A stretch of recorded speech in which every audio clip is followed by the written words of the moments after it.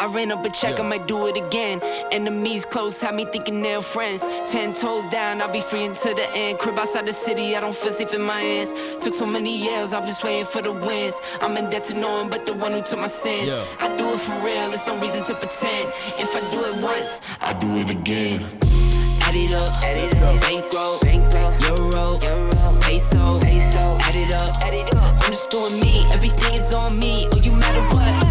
Add it up, bankroll, euro, peso, add it up. I'm just doing me, everything is on me. Oh, you matter what? Add it up. Told her if it's all me, everything is on me. Gon' back it up. Matter what? Told you I'ma do me. Why you hating on me? It's not adding up.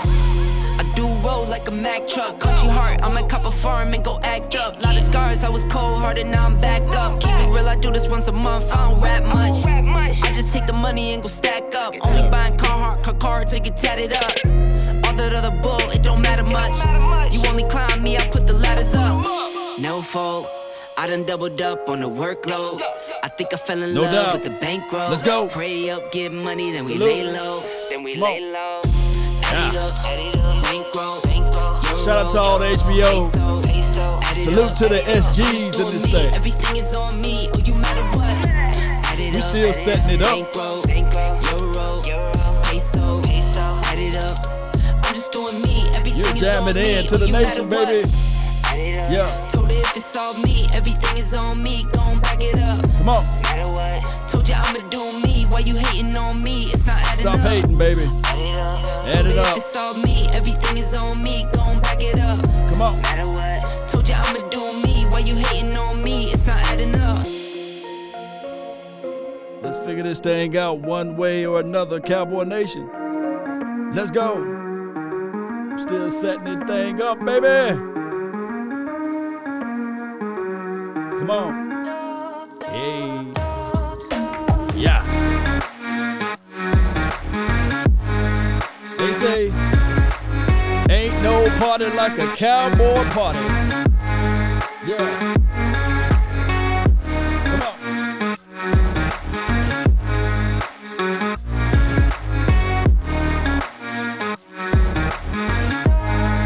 Yeah. A prize fighter. Even when he's down, he's continued to throw those blows, right? Yeah. Y'all hit that subscribe button. Yeah.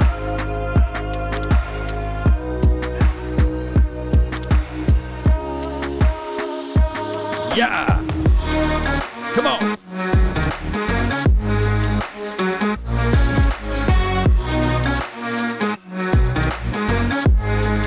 We ready. Come on. Come on. All right. I see that. Yeah. Appreciate everybody for jumping in and tuning in. My name is Law Nation. Y'all know how we get this thing popping. Y'all know how we rock. Y'all know how we roll. Shout out to all of the notification squad. Y'all swadding up. Y'all being on this thing like this, man. I love it. I love seeing it. Hey, Improvision, I love it. Hey, Cowboy Nation, we got a full show for you guys tonight. And I hope that you guys are all right with everything, right? Got a lot of things on our minds with this draft. Got a lot of things going on with this team in general, right? Shout out to you, Evans. Appreciate you for jumping in. Shout out to all of the people that's out here. Man, don't forget about sharing. Sharing is caring, right? Cowboy Nation, we just still got to take this thing one day at a time. Turn me up. Watch this. Woo! You can't keep a straight face today, baby. We get nasty with it. We get nasty with it over here, baby. We do. Come on. Yeah. Ain't no party like a cowboy party. Yeah. Yeah. Yeah.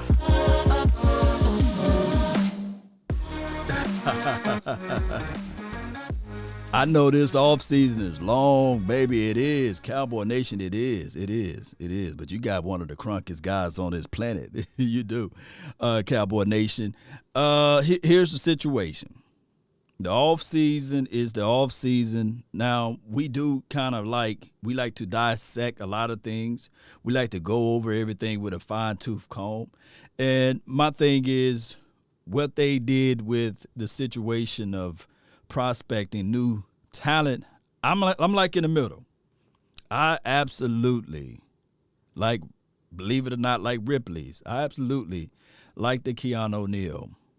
The more and more I watch his tape, the more and more I watch his impact, I know that a lot of people like to associate it and paint it with one brush and say, well, look what he did with the Atlanta Falcons. He can't cover.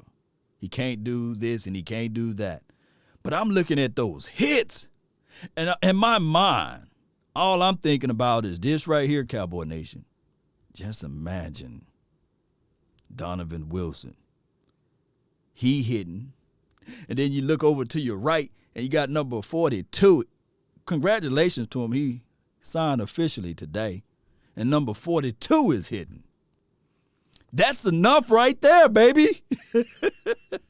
Just think about it. Shout out to Jim Laws. Appreciate you, man. I'm glad you're able to see this. Italian, the Stallion, Cowboy. Appreciate you, man. Thank you for jumping in.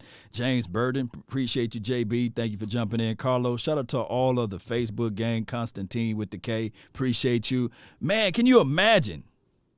Can you imagine? Just close your eyes and think as if you're the opposing team and you running the shallow cross route.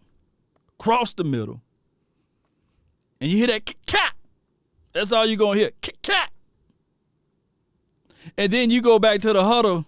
You get up, because you know how we do. We get up. We get up real strong.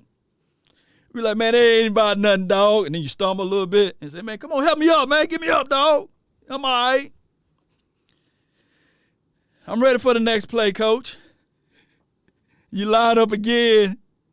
Why? Why 80? Why 80? Come, and they telling you, motion back inside, and you're like, no. Where my button at? I should have had it ready. Oh, man. Oh, are you ready? Oh, no.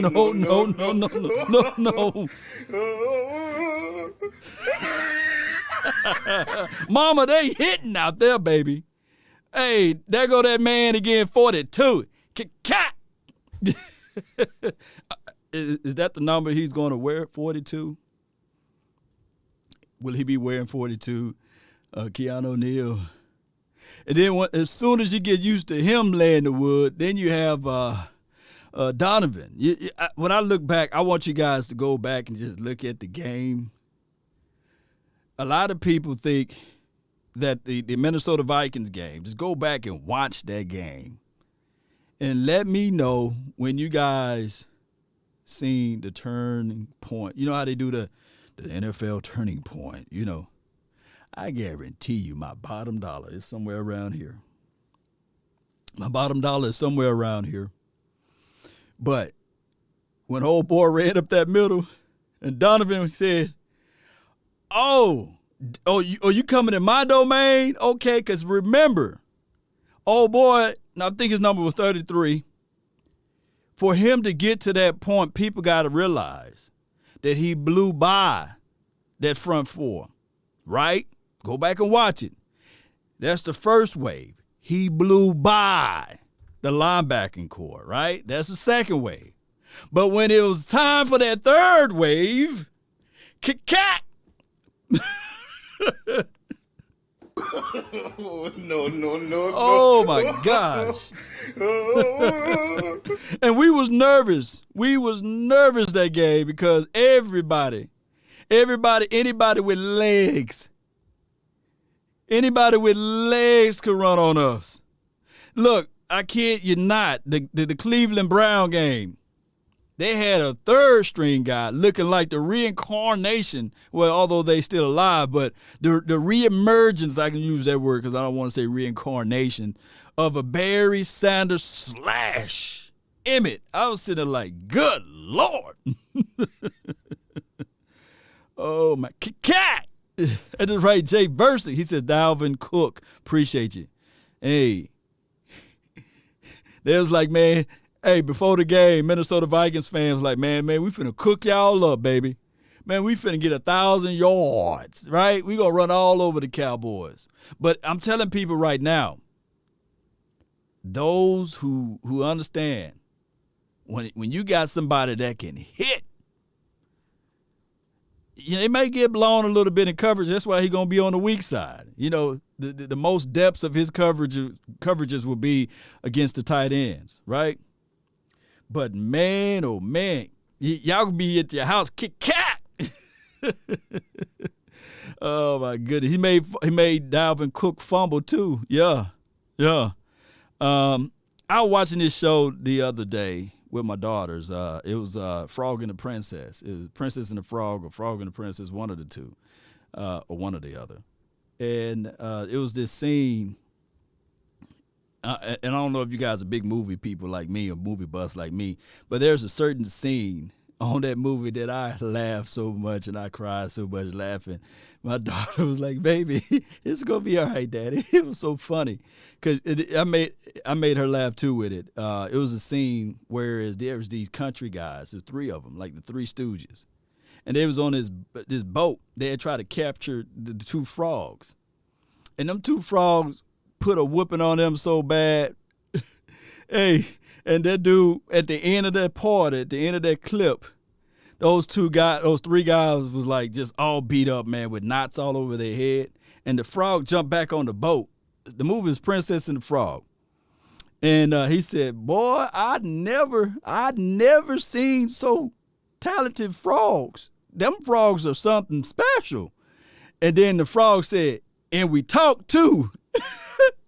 That part, man, I'm telling you, man. That's it. That frog said, and we talk too. That doggone, them jokers got on that boat. They looked at them frogs and they said, damn, the frogs talking. They got the pedaling. They got to run it. Yeah. That's what I want the Cowboys to do. When you go across that middle and you sitting there saying, man, dang, man, they stinging out here. No, man, they stinging real. And they said, nah, and I hit too. I want that, Donovan Wilson said, and I hit too. And I want them guys to get the running, get the chuckling. Go watch that movie, Princess and the Frog. You know, appreciate y'all for jumping in. Shout out to you, Uncle Charles. Appreciate you. And I know it's an older movie, but it's a real good one. And when y'all get to that scene where them two frogs said, and we talk too, man, it's just going to make you chill. It's going to make you laugh all out loud, you know. Shout out to you, Rue Glock. Appreciate you for jumping in. Should we trade? This is from a dog, Daryl Ford. It says, should we trade some picks to get starters? All 10 picks are not starting. This is Daryl Ford. You got the same wavelength of brain that I have. I feel in the hearts of hearts that the Cowboys should not use all 10 of these picks.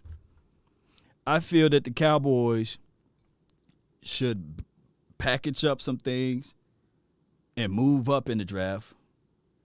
But hear me out before everybody say, no, Law, no. Hear me out. Give me time to say this, right? Give me some time. We got some time over here. With that 10th pick, I think that the Cowboys should stay put. Stay put. Be the spider, cast your web, allow your prey to come to you. Don't get too cute with it. Don't get too fancy with it. You got an option to just stay put. Now that I said that, because there's some dogs. Look, let me find my little thing over here. There's some dogs in this draft. There are some flat-out dogs in this draft. And you, by just staying put, can get 2-3 of them. This would be a damn good draft if you can find 2 starters. Now, I know a lot of people say, no, Law, we need 4 or 5. No. You're looking for 2 solid starters because this is how the draft is. It's a fickle process. It's cycling, but you got to figure out how I can maximize my chances and my opportunity. And dog it, iron sharpen iron, steel sharpen steel. So how can I maximize that? From my opinion, would be sitting still with the first pick, and then you can get greedy. You can get greedy on the second one Meaning that, okay, we had a show the other day. It was me, Boss Cowboy, and the OC. We was talking about the Tevin Jenkins kid, and we was talking about the fact that, okay, what about such and such, about somebody else? And I forgot the name of the person. I think it was Christian Darrisol. I think it was him. And they said, man, he's too, hear me out, he's not seasoned enough to be at the 10th pick, right? And that's Christian Darrisol, right? It's just too much. It'll be too much of a reach to grab him at the 10th pick, right? But he would be better suited like in between that spot, between the 10th and the 44th, but you don't want to grab him with the 10th, right? If you're too rich. And we got several players like that. The JOK, Jeremiah kid, y'all can say his last name. I'll mess it up right about now. But the JOK kid from Notre Dame, too rich. It'll be too rich for us to grab him at 10. A prime candidate at 22nd, 23rd-ish, around that frame. But it would be too late for the 44th pick. Too late for the 44th pick. Let me repeat, too late for the 44th pick. So what the Cowboys got to do, I did a video on this, shout out to you, David Jenkins, that the Cowboys should, that's the operative word, grab whoever they need to grab with the 10th pick. Say, okay, good. And before day 2 roll around, jump back into day 1, right? Jump back into the first round pick, trade up in the first round pick, and grab your other guy. Sip the Truth, 1999 HBO special. Appreciate you, man. Appreciate you for that. Appreciate you. Let me give you one of these. You keeping the light on over here, Sip the Truth. Appreciate you, man. See all the lights behind me? You keeping the lights on, man. Appreciate you.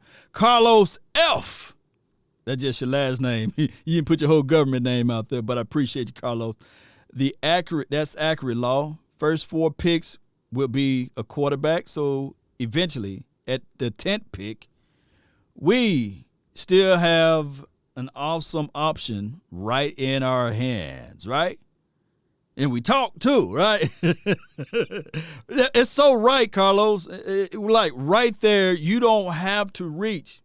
You don't have to go around and say to yourself, let me rob Pete to pay Paul. You don't. You flat out don't. And let me give you a consolation prize. First round draft picks, you get 5th year option, right? You get 5 of them. I got 5 on it, right? Now, Avery Dudley, I'm gonna go over that, and I see your point there, but I'm gonna go over that in a few. He says, Captain trade down, but we're gonna go over that in a few. 5th year option. Think about this, Cowboy Nation. If you hit right with one of these guys, let me know if the 5th year option still count, regardless of where that guy is drafted at in the first, right? So let's say, for example, and I'm just using this as hypothetics, you snatch up a Slater with the 10th overall draft pick. You're going to have mixed reviews. You're going to have some Cowboy fans be like, I don't know. You're going to have some Cowboy fans that's going to be flat out, boo. You're going to have some Cowboy fans be like, yeah, baby, yeah, we got Slater, baby. Hey, we're going to shut that kid down over there in Washington land, right? Right, we got Slater, right? We got our future. We got everything leveled out. Good.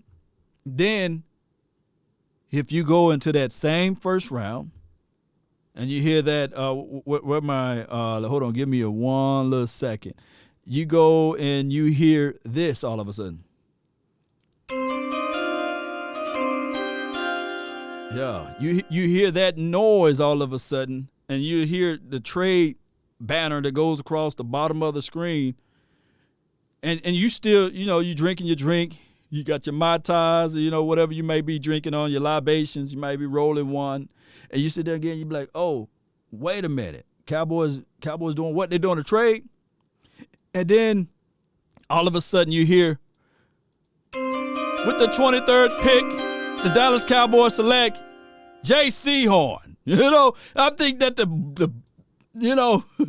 I think that somebody's going to get so crunk that it's going to be like nastiness because I'm looking for my music album. You can get somebody so crunk, they're going to be like, yeah, you mean to tell me we fool around got Slater and J.C. Horn? Oh, you going to be so crunk. Yeah. And I think Cowboy Nation, wrong type of music because I'm doing like this. I'm supposed to rock to this one. Then you rock that thing all the way out because now you have your mindset. Yeah, Italian Cowboy said, man, yeah, you got to have your Hennessy, man. You got to have your Hennessy. And mine's low. I don't have no more over here. But with Sip the Truth, I'm going to have to go get some. Appreciate you for the donation there. It can flat out happen. Or it can be the Greg Newsom. Or it can be Patrick Surtain. It could be, let me do this. Let me do this one then. It could be just like this. Let me see if y'all be like this. With the 10th pick, the Dallas Cowboys select Patrick Surtain, Alabama. Hey, I think that some people will be happy about that. But then they might hear this right here. The Cowboys can flat out do this, Patrick Surtain, and then you hear, let me see if I get this right. Bear with me. With the 20th pick, the Dallas Cowboys select Tevin Jenkins. You know what I'm saying? Now you'd be like, oh, my goodness. Oh, you see the banner rolling around the bottom. Your heart beating fast. You're trying to figure out who did the Cowboys win and go grab now. So now you got Patrick Surtain and you got Tevin Jenkins. I'm gonna wait. I'm gonna read your comments. I love reading your comments, man. I want to read. Y'all have my heart beating. Heart beating. Yeah. Who we gonna get? KD, who we gonna get? Heart beating. Oh no. Italian Cowboy said he'll be doing backward flips. Call the paramedics, huh? Oh my goodness. So the draft is always brand new feelings. Marcus B, appreciate you for jumping in. It's one of those things where we will be looking at it and we'll be saying to ourselves, man, we got Patrick Surtain and we got Tevin Jenkins. Or in another world, and that was 5 years. 5 years you got those guys. Cheap contracts. Now Jenkins, I've seen some mocks that he even went in with the 70-ish range, around that range. Or it can flat out happen there, That's why the draft is such a fickle process. Let's see. Constantine. I think we should get either Surtain or Horn at the 10th pick and then trade back in at the 38 or to the 40th and grab Asante Samuel. Oh my goodness, that would be good. Or he says, or Nick Bolton or Javon Holland. And what Constantine is saying with the K, is it's saying that we should do that. We should cover ourselves. We should look into it like, okay, Cowboy Nation, we got Asante Samuel. Maybe one of the most underrated DB out of this entire draft, right? Greg Newsom wasn't getting no love until his pro day, right? He was underrated. Let me tell you somebody else, Kevin Joseph, very underrated. Some mock draft, even when they picked him in the 4th round, they're giving this brother a C. I'm saying like, wow. They say he's not a football guy. But Nick Bolton, people look at Nick Bolton, what he did with his particular school, and some people have their reservations on. But what I want, this is what I want, and hear me out, Cowboy Nation. I want us to find in this draft somebody better than Terrence Steele. Okay? Capiche? I want us to find in this draft somebody better than a Rashard Robinson. Y'all remember him when he was out there? We was like, man, where Reggie at? You know, I want the Cowboys in this particular draft to find somebody that can trail and cover, and I'm not throwing any salt nor shade at Jalen, but I want somebody that can at least trail, cover, find the tight end up the seam, and at least put the ball down. And I want whoever they draft in this particular draft to put a lot of pressure on our interior. I know that some of these guys, just like those old cell phone plans is grandfathered in, but here's how it goes.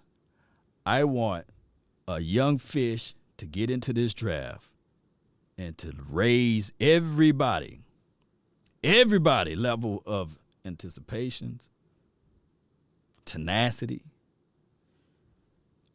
game plan, studying.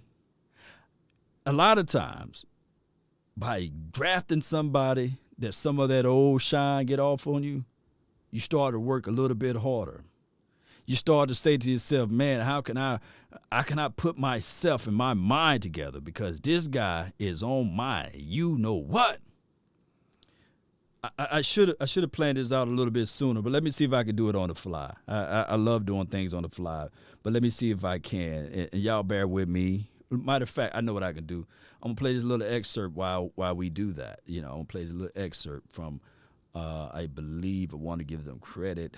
It was from 105.3 The Fan, right? Not 13 Ticket, but 105.3. Let me see if I can play this right here. Let me know if y'all can hear that. Are you going to the draft? Because it sounds like this thing's going to be full go.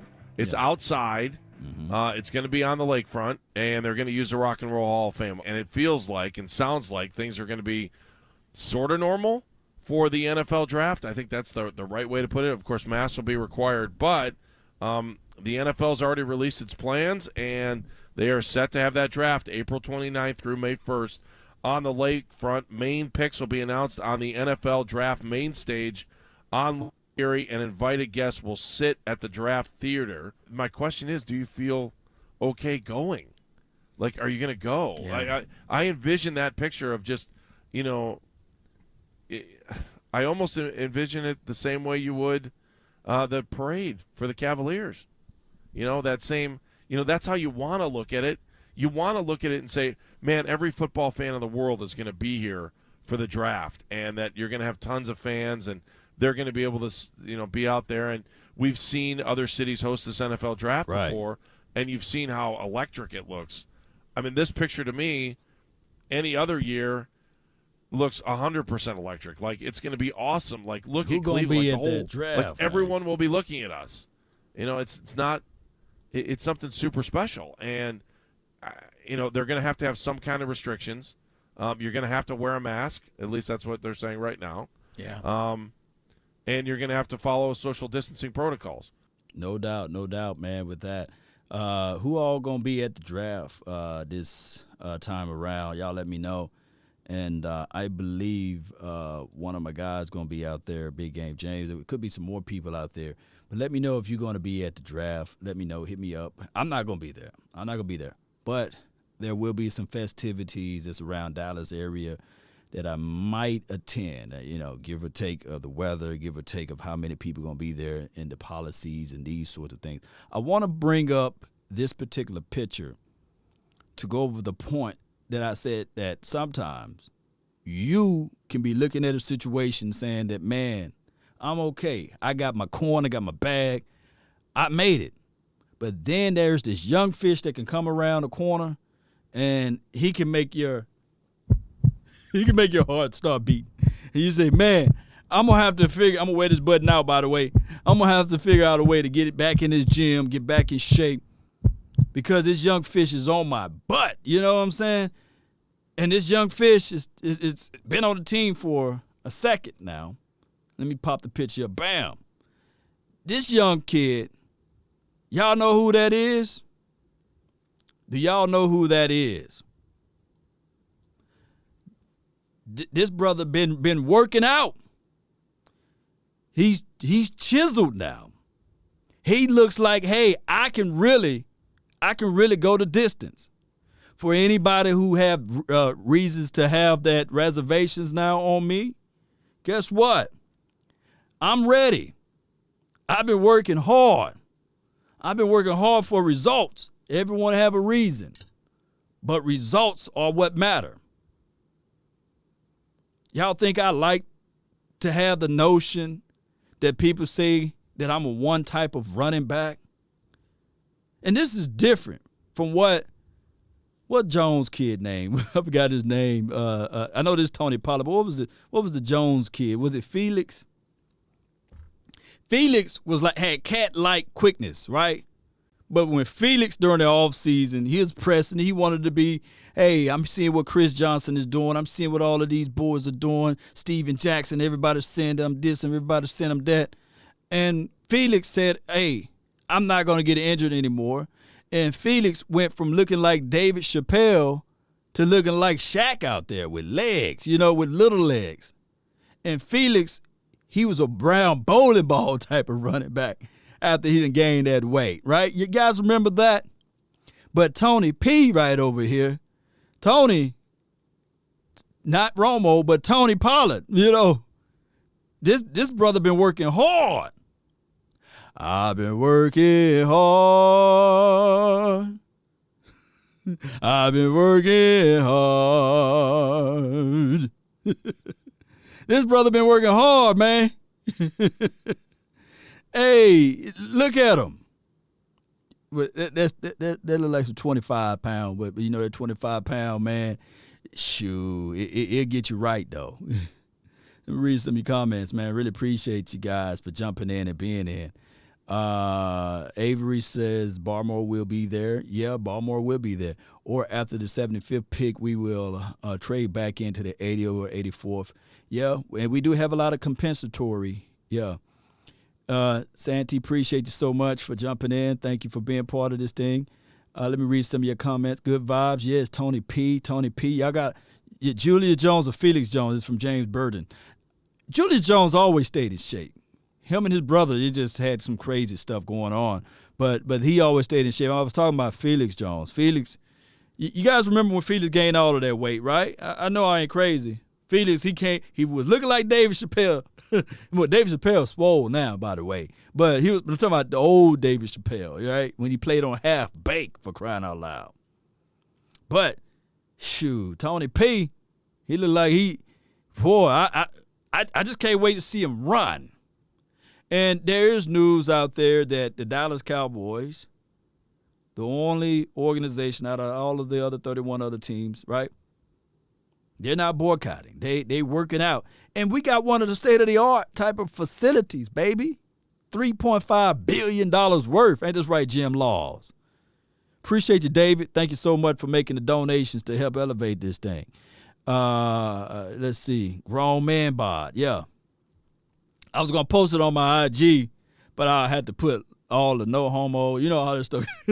I can't post a dude with his shirt off on. You know what I'm saying? I need to go post my picture up there. But truth be told, man, the kid looks amazing. And when you got that core body all intact, guess what that is? Dieting. Got to eat right. You got to eat right. You got to eat right. That's the one thing that you can't hide. And I hope my dog Thomas somewhere around here. I know Thomas Garrett, if you're in the house, man, I've seen your Facebook page, man. You know all about it. Shout out to you, man, whenever you watch this episode. He be on Facebook, man. I'm just like, gosh, motivate me to do like 3 or 4 more push-ups before I go to bed. Carlos says, David Wiley, appreciate you again, man. TP, a.k.a. Lightning, appreciate you. Carlos says, Law, I have a question for you. There is an OT, Isaac Alacon. I can't say that man now. I just messed it up. And the practice squad, do you think he have a chance or not really?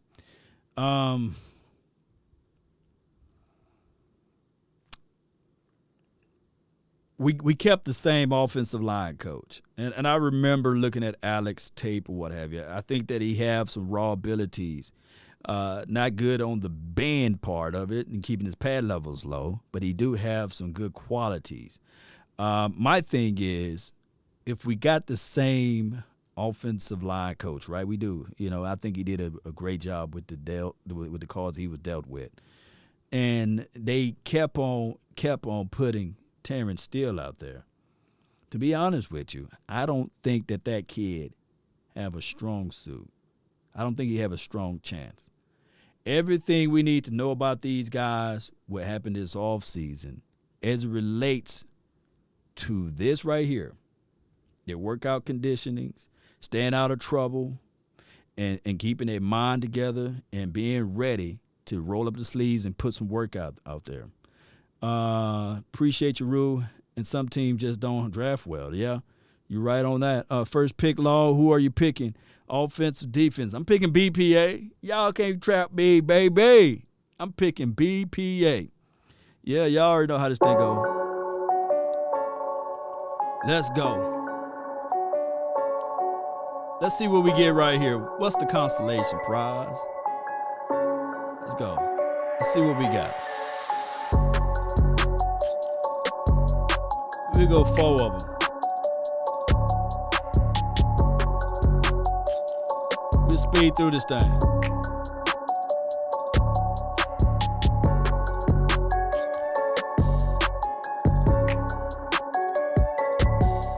Yeah.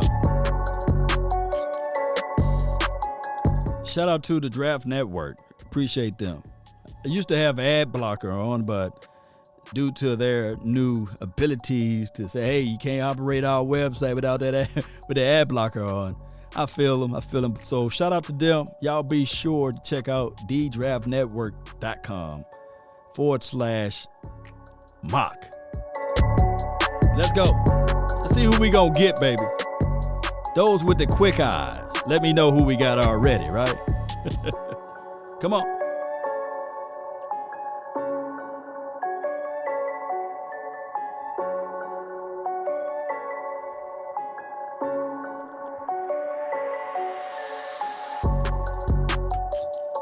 Dog ass motor says still came on near the end. I can't debate you on that. Let's see. The picks are in. Who y'all feeling, Cowboy Nation? Who y'all feeling? Yeah. Come on.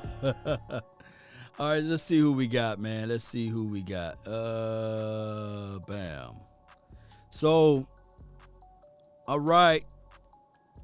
Turn me down. So, you guys see that? Will you guys throw up?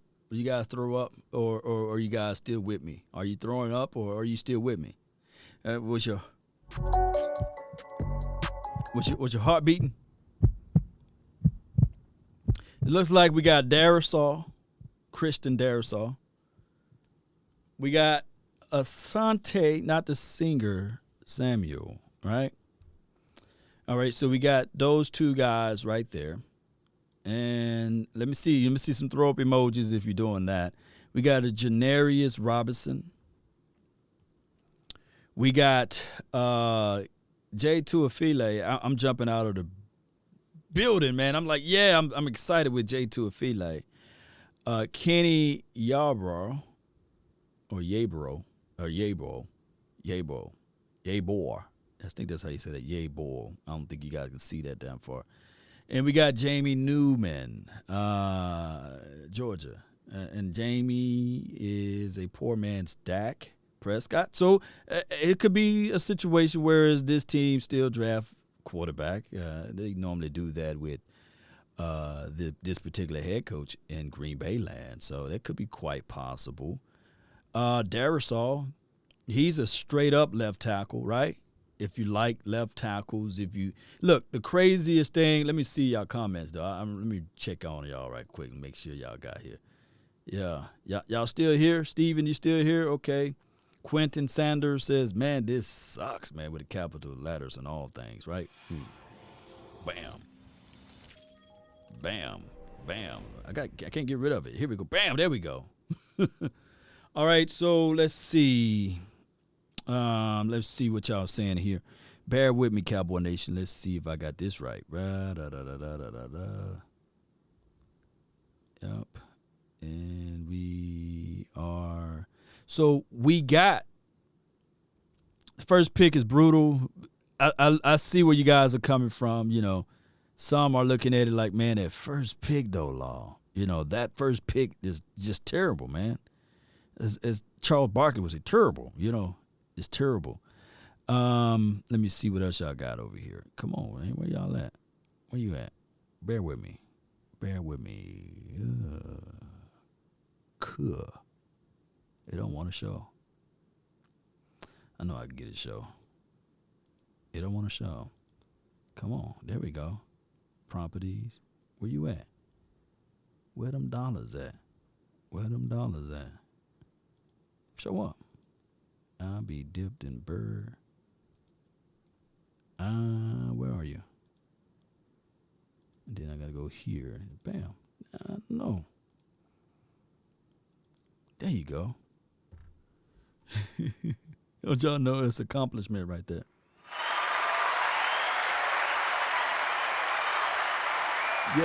Yeah, I got it up. You know, it took forever to get that thing up there. Y'all don't know, man, how much programming I had to do just to put that up there. Shout out to the programmer. All right, so let me go all the way back up. That mock draft is wrong. The SF, the drafting Sewell, you know. Yeah, that is crazy. Yeah. Harold Jones, what's good with you, man? Now, how will the four-star general, our Dak Prescott backyard field play into the boycott of players skipping the season workout? I don't know. Oh, you talking about the four-ladder network? I don't know. I don't think nobody's going to skip these. Look, here's the situation. And hear me out, Cowboy Nation, while I'm setting this all up. Here's the situation. Dak Prescott got his master's in psychology. I think that Dak Prescott is a leader, and I think that people will listen and adhere to him and follow his demands.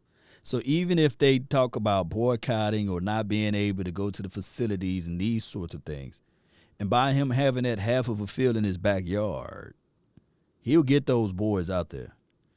If it's the tight end, the front five, and the wide receivers, if it's just them. And I know Ezekiel Elliott would be there. They're like, my buddy. You know, they best of buddies. And Tony P, he's trying to get in good graces in everything that he can.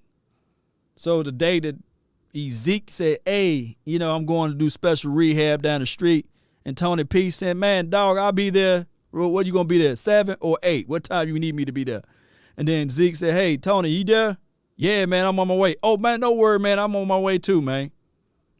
That's how this thing work, baby. Jay. Yeah.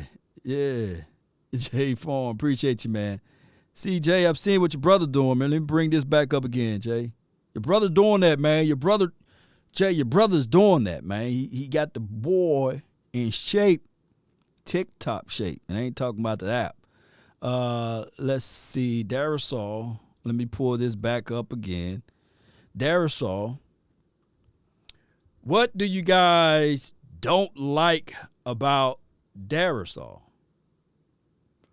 Do you guys feel, and me, boss, and the OC, we was going over this, and I said, what about if the Cowboys, you know, we know the Tevin Jenkins, we do know the Rashawn Slaters of the world, right? We know was it Jalen Maben? Name at the tip of my tongue. Dylan kid, North Dakota. You know all of those guys. Let me see what y'all don't like about Darasol. Shout out to you, Sadiqua Charles. Appreciate you for jumping in.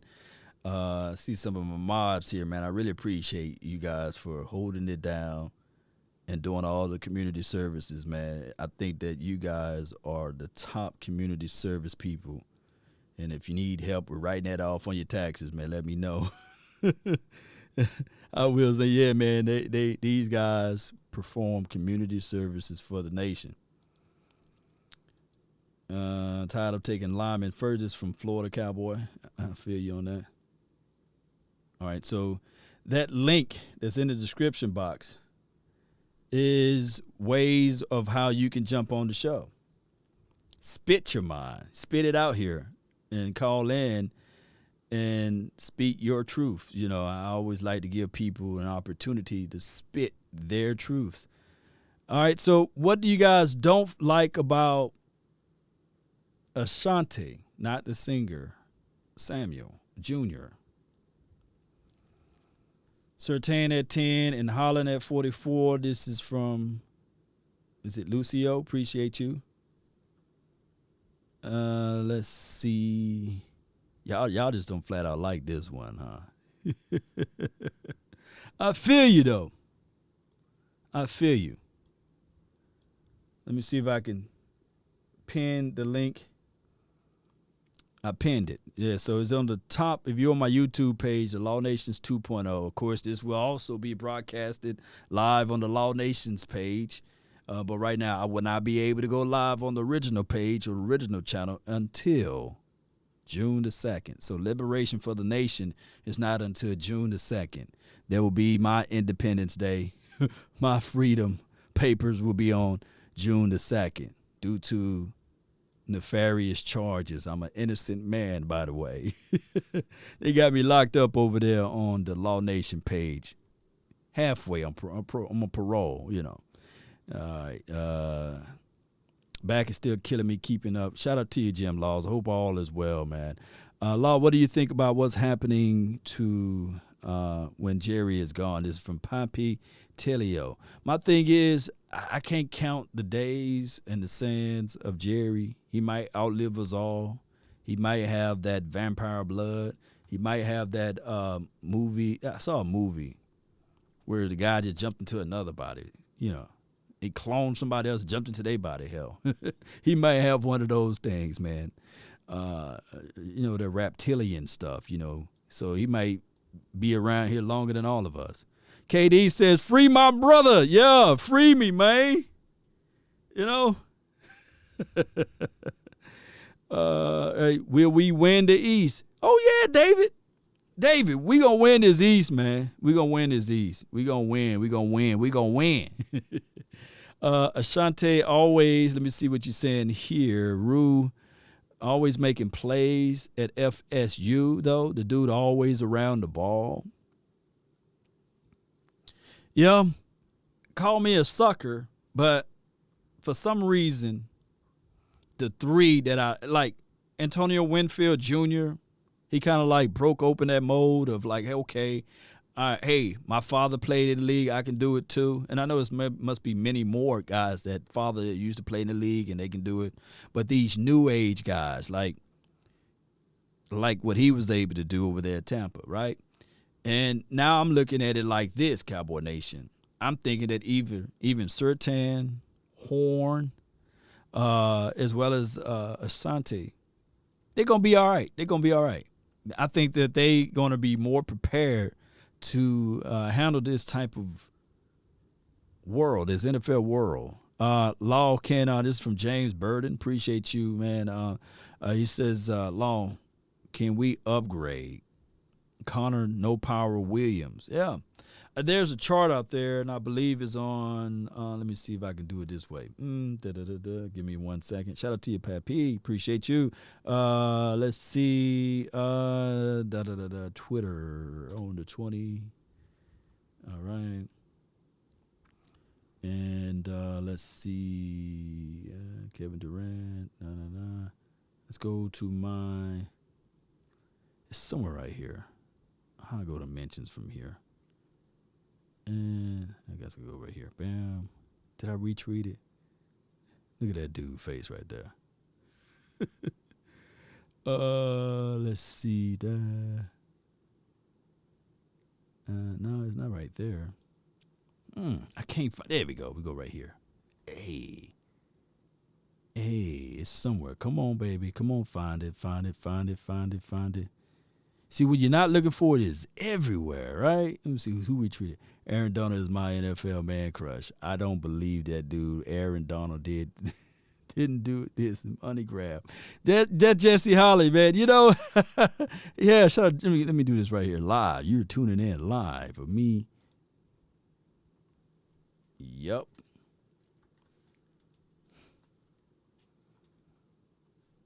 Yeah. Let's see. Come on.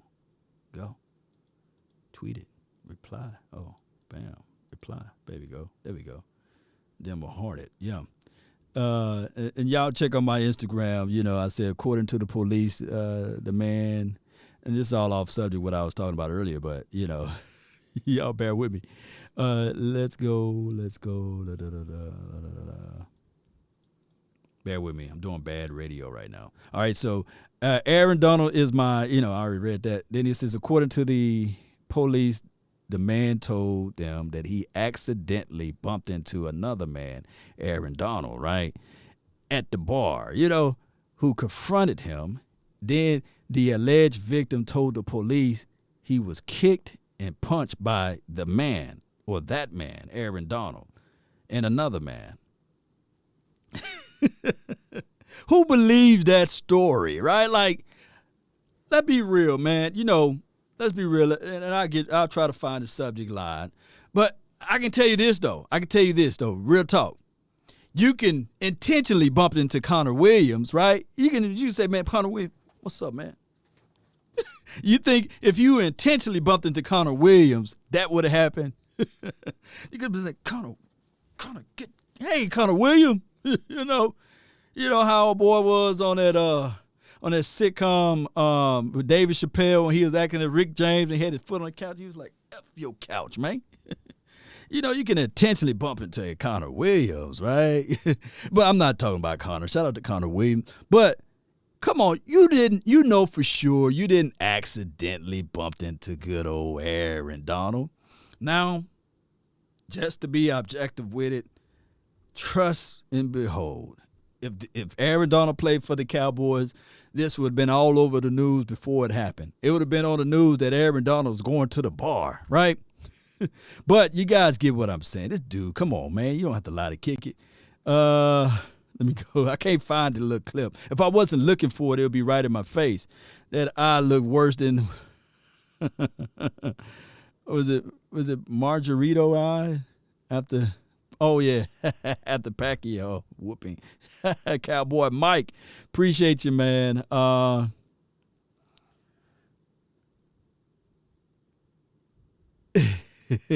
James says if you bump him with power, he'll allow you to walk by. You're right. Michael Campbell says, why are fans acting like we can't draft defensive player if we draft Kyle Pitts? We can give up 2022 picks, and we still have at least 7 to 8 more picks in the 2021 out of our 10. This is from Michael Campbell. Oh, you going back to the Kyle Pitts. I didn't know you team Kyle Pitts on Michael Campbell. Shout out to Kyle Pitts, man. I think that he's fantastic. I think that he will change the game if we fool around and grab him. Or hold him, grab him or hold him. My thing is, Mike, I don't want to spend no resources, though, man. I don't want to spend no look, I'm greedy with that 10th pick. But with all of the other picks, man, Cowboys can wheel and deal, move up, scratch up, try to do whatever they need to get the most quality or the best available player from that point. But stand firm, Cowboy Nation. I just don't like Jerry, Wayne Jones to get cute. I don't want him to get cute. Tommy Hearns versus Martin. Right, Marcus B. Crawford had a bar fight, and it was on national news. It's from Unproven, yeah? And when we look back at that Crawford fight, and look, I'm handling multiple conversations here. I love it. When we look back at that bar fight, we can say to ourselves, he just pushed some guys over. He didn't even swing,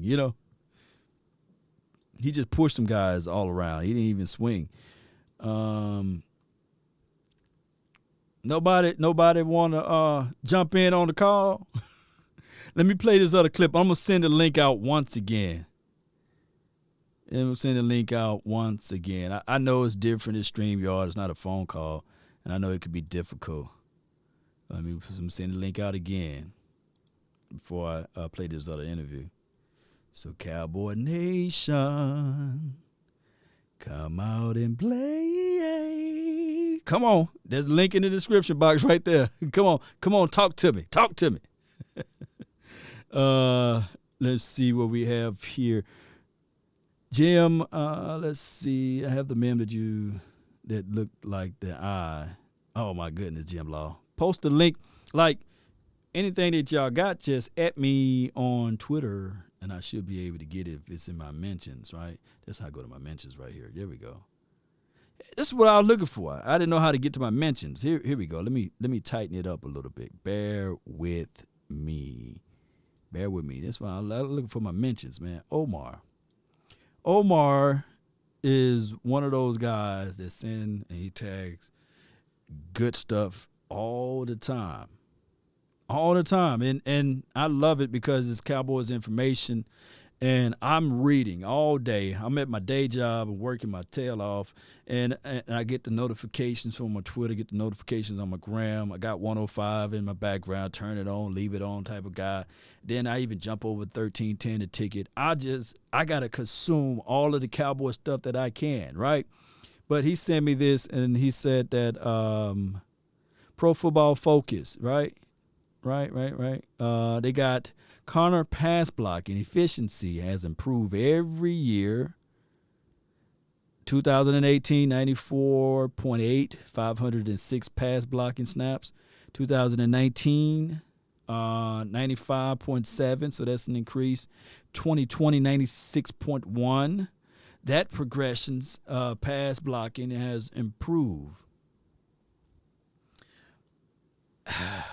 My thing is, hear me out. I'm not trying to crucify Connor Williams. I think that he is an efficient pass blocker. I think he is. I think that these defensive fronts, and I could be 1,000,000% wrong. Let me leave this on the screen for a few more seconds. To those who are just catching up, y'all can read it and squint your eyes, I just look at it like when you're playing spades. You hear my analogy. You got your cards in your hand. You look down and you say, okay, man, I got the joker in my hand. I got a deuces wild. I know I can get 2 books. I believe in the hearts of hearts, those top tier defensive linemen, or those guys that penetrate. They look at Connor saying, okay, he gonna win. He going to win the first round. He going to win the first quarter. He's going to win the second quarter. But around that third quarter or fourth quarter, I got him. I know I can bull rush. I know I can get him off his marker. I can get him. I'm not saying that Connor give up 16 sacks, a season. But what I'm saying is that pressure, when they pick him up, look, I want you guys to go back, and I know there's Aaron Donald, right? You seen what he did to the guy who allegedly bumped into him. Y'all saw what he did. He said he accidentally, I don't know where it's at, somewhere on my page. He accidentally bumped into him, right? There you go. Here we go. I'm going to have to learn how to work this thing. He said he accidentally, according to the police report. You seen what he did when he accidentally. But I want you guys to go back to that first game. And Aaron Donald just picked up Connor and said, where you want to go? Rocky my baby to the treetop. He just picked him up and said, man, you my baby. And you can substitute that word for another one if you want. And he just dropped him over here. He did. Let's see what we have. Yeah. Let me go back to here. I got the bell. Here go the bell. There we go. Y'all trip me out with this one. That's the funniest meme, the GIF meme of all time. One thing I find interesting about the Pitts Cowboys nonsense is people when they say if we get Pitts, we'll be best offense in the league. We were number 1 in offense in the league 2 years ago. And the Cowboys, they got us to 8-8. This is from Quandra.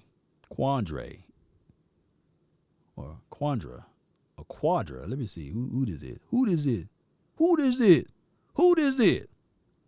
I know this ain't Quadra. Who this is? I don't know who this is. They fighting. Let's go. John Cena can't see me. Got the lion. I don't have a picture of this person. Shout out to tagging me. Just tweet me and I'll see if I can pull your stuff up right quick. I'm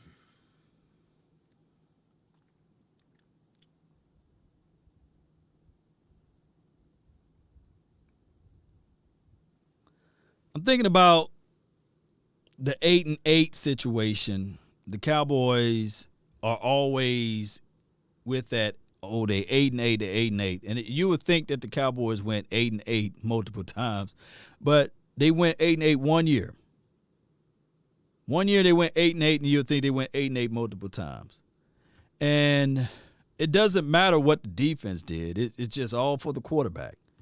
And I get it, I understand. Like the Jets game, the Cowboys should have won the Jets game. They should have beat the funky Jets, right?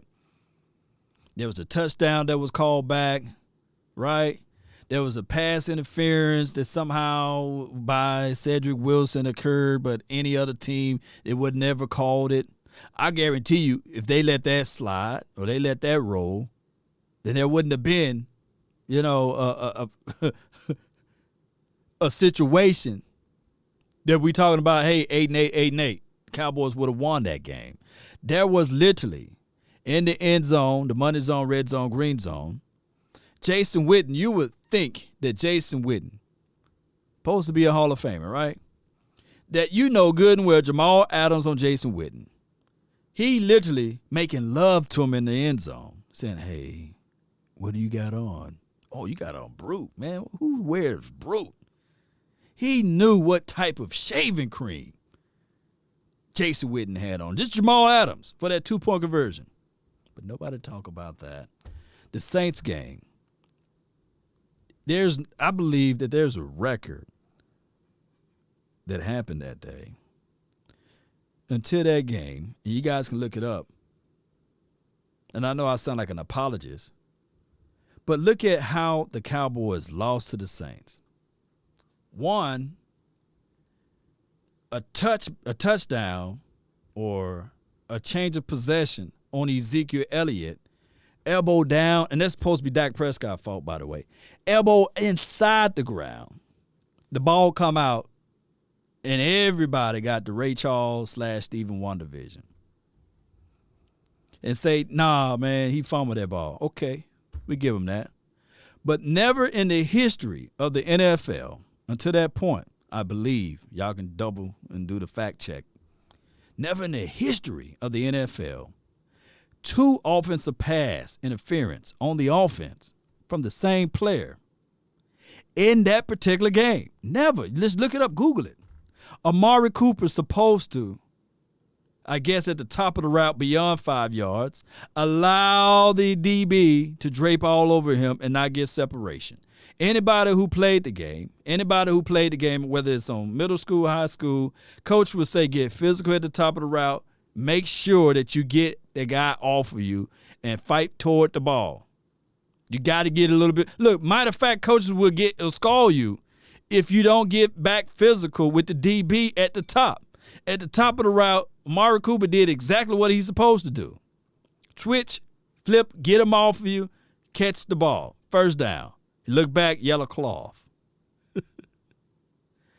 Did it again. This time, you can literally see that the DB is draped all over him in the middle of the field. This is not even on the edge. Offensive pass interference. I can't make this stuff up. And if the kicker just make, let's say, 3 more kicks, the Cowboys would have had a better record. The kicker kept missing that year. People fail to realize that. Inside inside the 30. You'll think that, hey, man, you supposed to win that one, man. All you got to do is just kick the ball, make it. I think that there's a stat out there that Tom Brady wouldn't have 7 Super Bowl if his kicker couldn't kick. Think about how valuable that kicker is. I digress. I think the first 3 Super Bowls are very valuable to have a kicker that can kick. And all Brady had to do is get him there. Kick the kick. Can you imagine if he had that horrible foot? We wouldn't be talking about, well, he'll still have multiple Super Bowls, I believe, but he wouldn't have those first 3. Shout out to you always, lady. Appreciate you. Thank you for jumping in. They have no offensive line, no defense. It's from Charles. Appreciate you. I think the refs had it out for us that Dallas last year, especially after Dak got hurt. Sadiq with Charles. Yeah, last year, I think that the game that really kind of got my nerves with the refs was the Seattle Sea Chickens game when they called that crazy penalty on Jalen Smith. Yeah, it was like an out of bounds situation. Where's the opposition? He was the one that caused the penalty, the infraction, and they called it on Jalen. So that plays a major role, not a minor. You mean Greg DeLeg should have made that 70-yarder? No. This was 20, whatever the year we went 8-8, you know. Let's see. We lost from the refs, from the kicker, always later, yeah. Washington cheap shot on Andy. Yeah, last year. Oh, my gosh, yeah. Nobody moved on that bench. People were like, yeah. But all right, let me play this clip right quick. It's getting long over here. Let me go and play this clip. Let me see if anybody's in the lobby area. No, I'll shut the link out. Yeah, let me see if I can find that. Give me 1 second here. Bear with me, Cowboy Nation. Bear with me. I got too many windows open. And here we go. Oh, we got some people up in here. Jim, what's good? Yeah. It's your world. What's good, man? It was that damn Marr that missed out those field goals, wasn't it? Yeah. I mean, it was Brett Maher, you know. I was like, damn it, I'll kick. I'll get my old ass up and kick. Like he can make the 60-yard and the 55 and the 45, but when we get to 40 and the 35, he's like, I can't see. Can't see. And what's good?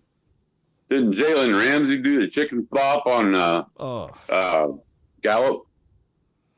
Yeah. That was another one. Yeah, that's another one we should have won. Yeah, he lost some cool points. You were talking about the draft picks, though. Yeah, draft. And, we're not going to draft all 10 of these picks that we got. So I was thinking, why not trade a couple here and there for a more higher quality player? Somebody we would sign. Does that make sense? Like plenty. 4 quarters for $1, you know? Right. Plenty of sense. Because you're not going to roll out with the 2021 season and these 10 guys all making a team, making an impact. That's too much wishful thinking there. Yeah. So get rid of a few of them, unload them to somebody else who does need them, and get somebody we really want. Yep.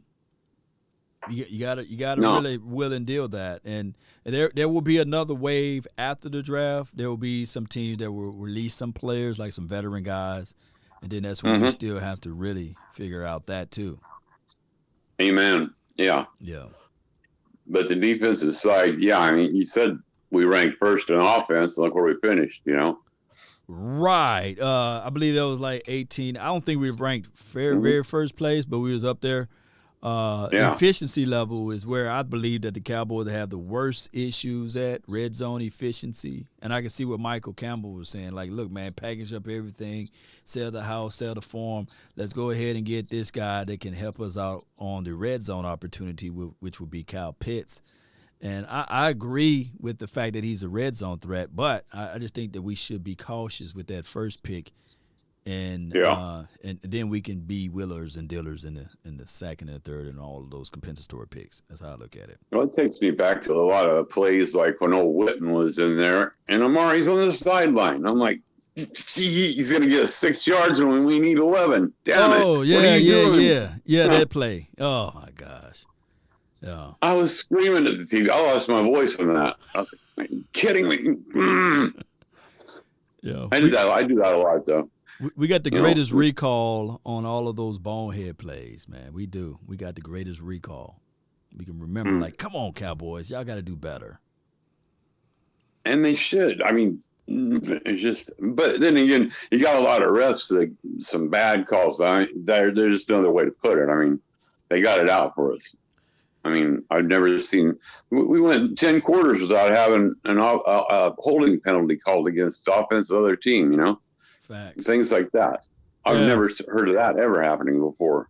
Yeah, and what they do is they sweep that under the rug and they said, man, it's just anomaly. That's just something that happened. But I'm like, nah, you can't go 10 to 11 quarters without a holding call. And one can argue that you can call holding pretty much on every play. So the efficiency level.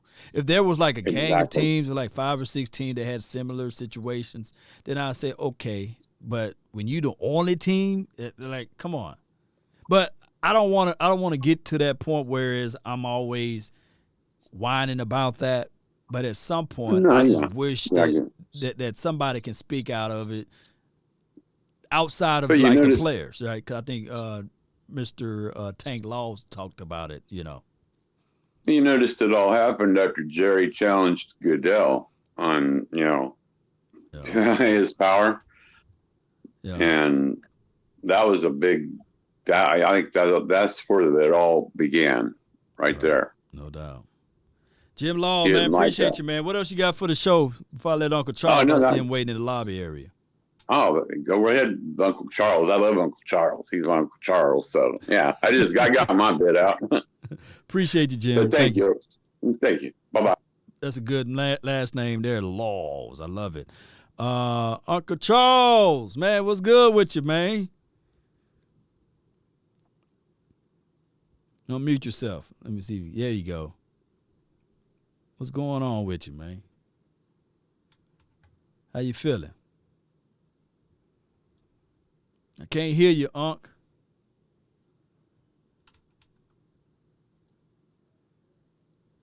Yeah. Yeah, we going to have to I don't think they can hear you either. Let's see. Yeah, we can't hear you. I'm going to try to call back, man. I'm going to let J Mac jump in. Jay, to the Mac, what's good? What's going on, Law? Nothing to it, man. Talk to me, man. What you got on your mind? What's on your mental?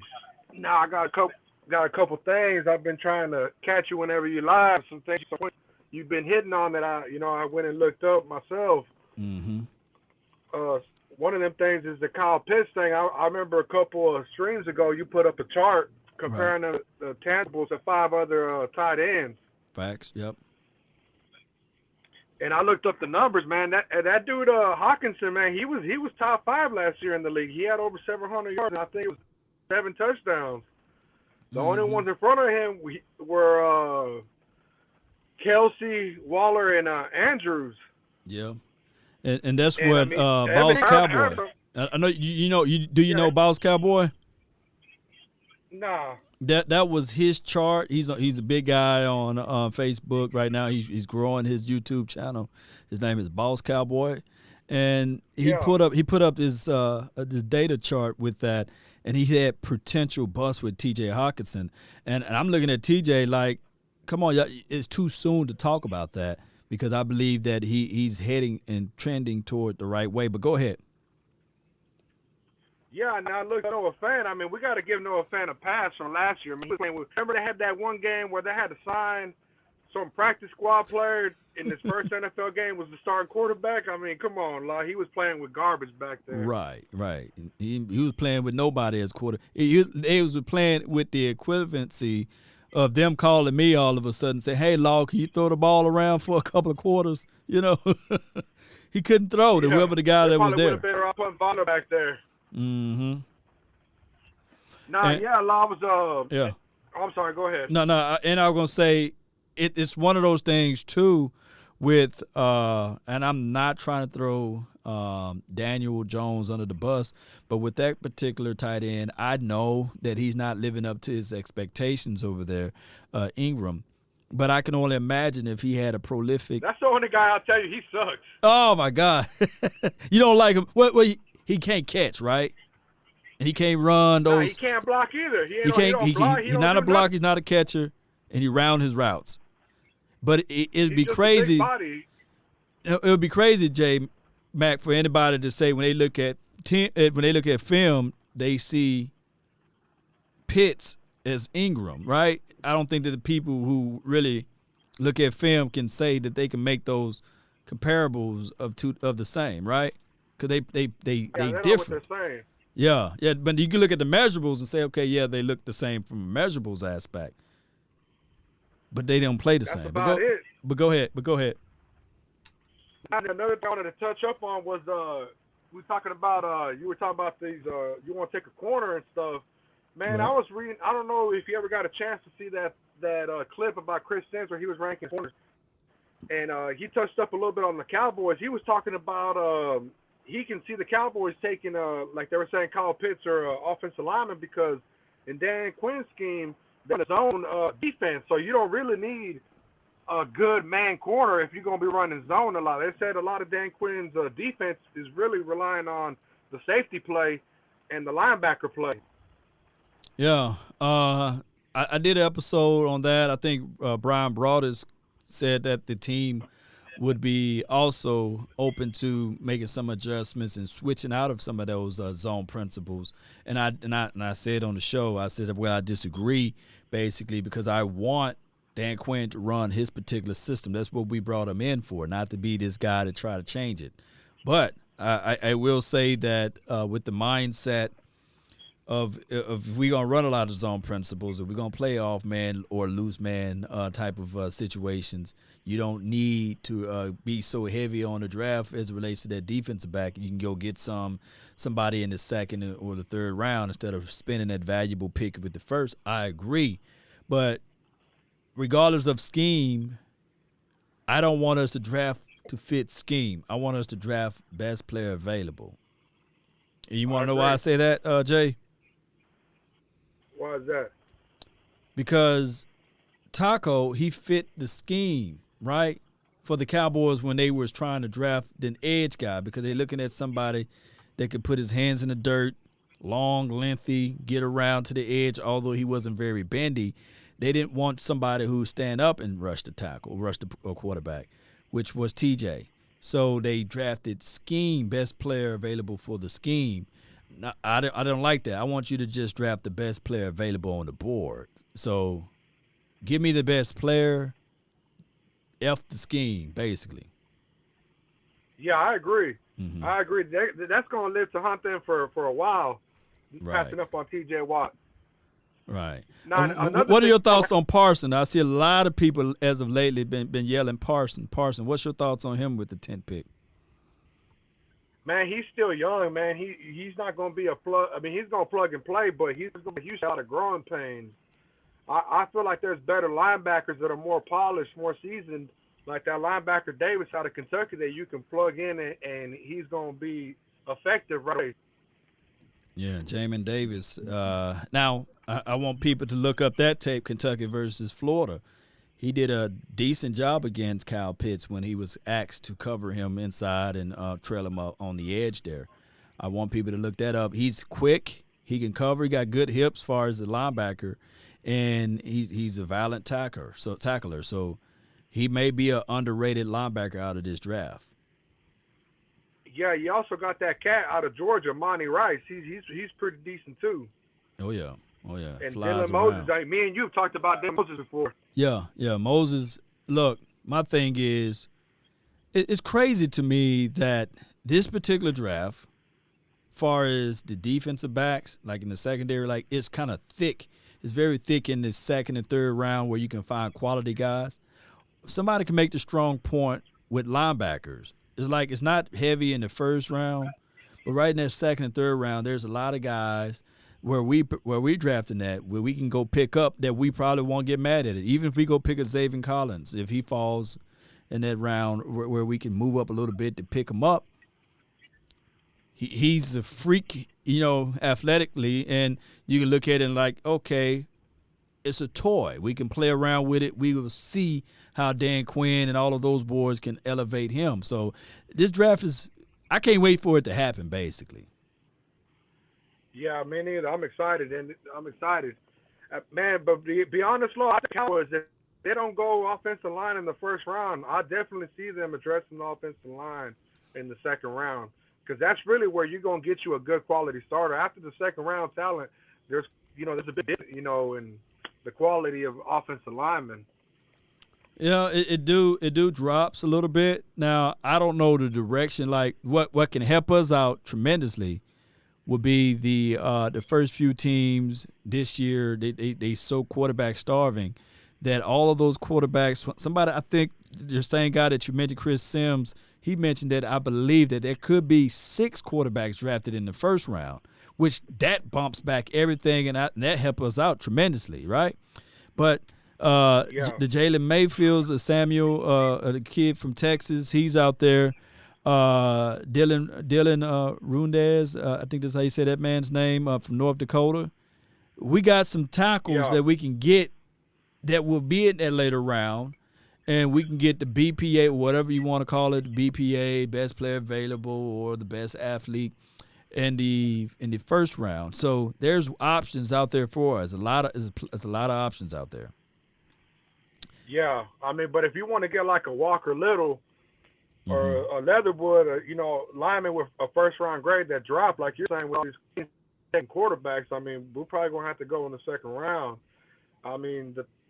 Man, I'm telling you, a lot of people need to be prepared. Don't be surprised if the Cowboys don't go corner in the first round. If the linemen are sitting there, Sewell and Slater, I can see them going in that direction, since, like you're saying, they're so heavy right now in this draft in DB play. There's so many good DBs. We haven't even talked to Campbell or Stokes or Kelvin Joseph out of Kentucky. Yeah, jeez. It's deep. And that just look. Just think about this, Jay. That's just the cornerbacks. When we start talking about the safety aspect of it, the safety class is deep too. So, regardless, and James Slater reported earlier today that the Cowboys are leaning more toward Trayvon Moorich kid.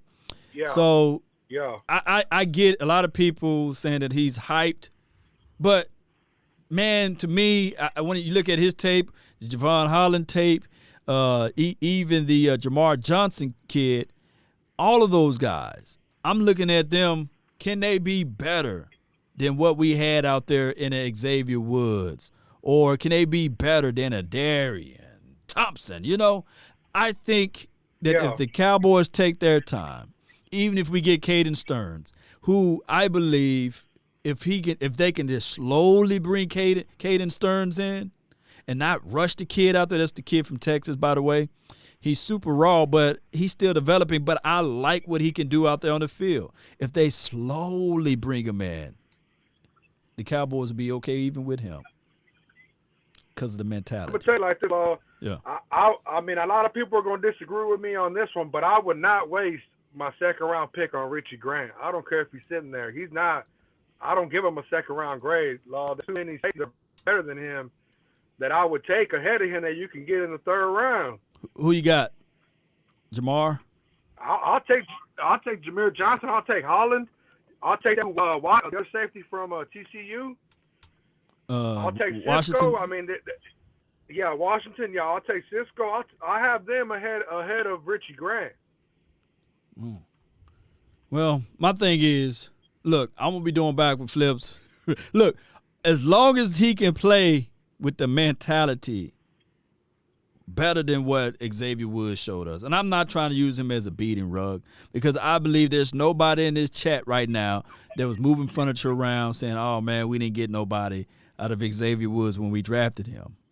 So Just go ahead and figure this thing out, Cowboy Nation. I'm gonna let Uncle Charles on, man, but I really appreciate you, Jay, man. What else you got for the show before I let you walk? That's it. I appreciate it, man. Like you said, I can't wait for the draft, man. Hopefully, you'll go live on it and I can catch it, while watching on your stream. Yeah, I'm gonna try to do something, man. But I think Boss, Cowboy, who is this? Skywalker Steel, as well as the OC. They're gonna be live on their page. I think Big Game James, he'll be at the draft, so that's gonna be dope. Vach Lombardi will be doing the draft, and I think that my dog Shango, he might be doing something, and I will be trying to jump in and out because I'm gonna be doing some things. But I'll see though, man. I'm gonna be crunk regardless, though, man. But I appreciate you, Jay. All right, Law. Thank you, man. Appreciate you having me. Salute. That's a good call from Jay. Let me see if Uncle Charles, man, can you bless us today, man, with your voice, Uncle Charles? What's up, man? Yeah, what's good with you, man? Talk to me. Man, I apologize. I got me a new phone. I've been trying to get this thing worked out, so I apologize. So, man, no apologies, man. You don't have to have no apologies, man. It is what it is. Technology, man. That's what it is, man. But go ahead. Man, but I'm going to say this, man. I want to send out a service announcement to the Cowboy Nation. If you out and about and you run into Aaron Donald, go the other way. Please do, because he'll have your eye looking like hamburger meat. I'm telling you right now. A few little pieces of string on that dude's eye, it'll look like a football. Yeah, he went to Burger King all right, and he had it his way. Well, he didn't have it. Aaron Donald had it his way. So leave Aaron Donald alone, brother. That ain't working out. But I want to just say this. The draft is slowly but quickly coming upon us, almost like Christmas. And that's without Santa Claus. And I just want to ask you a question about J.C. Horn. Do you think if they pick him, would he be the right pick at number one? Oh, my goodness. If J.C. Horn was a guy that they picked with the 10th overall, I'm going to sit there and say I'm going to be so happy about it, even if it's Surtain, even if it's and I know it could be a situation that Pitts is there, even if it's him. But let me break this down. If it's Horn, we know we'll have that other dog mentality out there. If it's Horn, we know so also with Horn, he's not afraid to play anywhere on the field. I've seen him play safety. I've seen him play down in the slot. I've seen him say, okay, who's your best person? Oh, it's Kyle Pitts. Let me put him in a box. I've seen this kid do just about everything you can imagine. Now, even with Surtain, if it's him with the 10th overall draft pick, there's an interview out there on the web. His father, and of course, the father are always going to speak glowingly of the son, but the way and the passion he spoke about his son, like, that's my son, and I think that he would not allow his son to fall, and he's going to make sure that he's on point. He's not out there clubbing and partying and doing all type of stuff, as they call turn up. He's not going to be that guy, that wild kid. He's going to make sure he mentor his son, and he's going to make sure that he's going to have the best version of himself. When they chose the workout facility, I was listening to the interview of Patrick Surtain's father, saying, okay, they chose Arizona to work out there. And he told his son, look, don't go drinking, don't go partying, don't go talking to females, don't do this, don't do that. Stay focused, son. This is the biggest job interview you will ever have, and I want you to do this, and that, and you will have the best performance. And I believe that your coaching starts from your family, and if you got a father out there, man, that can be able to elevate you, man, it goes a long way. And I think that even if we go with Surtain, you got somebody that will push him all the way through and through. But go ahead, Uncle Charles. Well, in saying that, Law, see, this is what I'm saying, a father and a son. We're talking about family. And when this draft is quickly approaching, and we need to stick together, everybody got to play their part. Mm-hmm. Let me just say real quick. I was in the 7th grade in my drama class, and I was struggling. I wasn't going to make an A. I wasn't going to pass. And my class chose me to be a producer of Romeo and Juliet. Miss Jones, Juliet, and Mr. Jones and Mr. Jackson was Romeo. Whereas a scene come up in the play where Miss Jones supposed to cry. She's supposed to say, Romeo, well, I'll die, Romeo. And she's supposed to cry. Well, I said, Jones, why you didn't cry? She said, baby, I just can't cry when this scene come around. I said, Miss Jones, what size shoe you wear? 6.5. I said, well, put on some folds. When your toes swell up in your shoes, you'll cry from pain. In close, I am tired and sick and tired of seeing our linebackers chasing running backs and tight ends, especially Jalen Smith. It's like a chihuahua chasing a station wagon. I'm sick of it. We're going to make it, Cowboy Nation. We just need to get that first pick off the board, but it's got to make sense. And I love y'all, man, and I love you, Law. Appreciate you, man. Love you too, man. Appreciate you. Always bringing the thunder, man. Oh, my goodness. The storylines, man. Hey, you had problems with crying? No worries, no worries. Hey, wear those smaller shoes. You'll cry then. You got to figure out ways to compete. You got to figure out ways to complete your mission, too. So, man, his analogies, his storylines are right on par. Look, everybody have a reason, but results are what matter. You got to always figure out, how can I get to this point?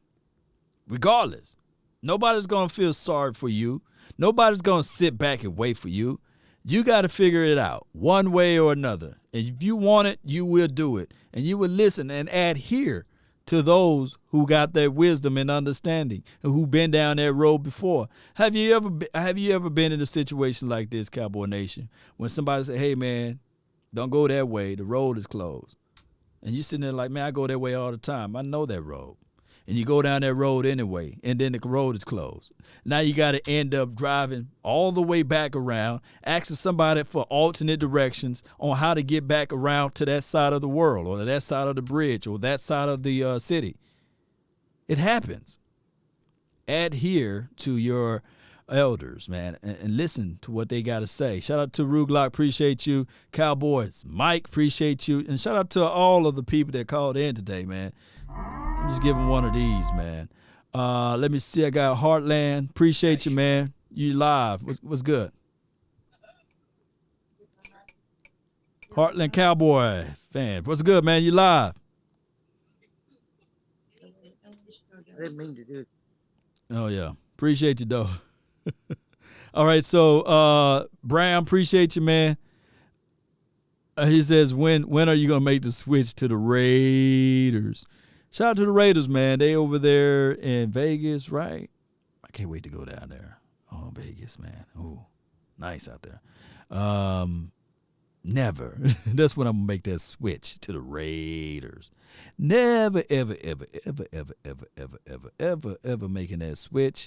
All right. And speaking of switch, let's switch on over to this right here. Let's listen in to these guys right here. Comes to mind.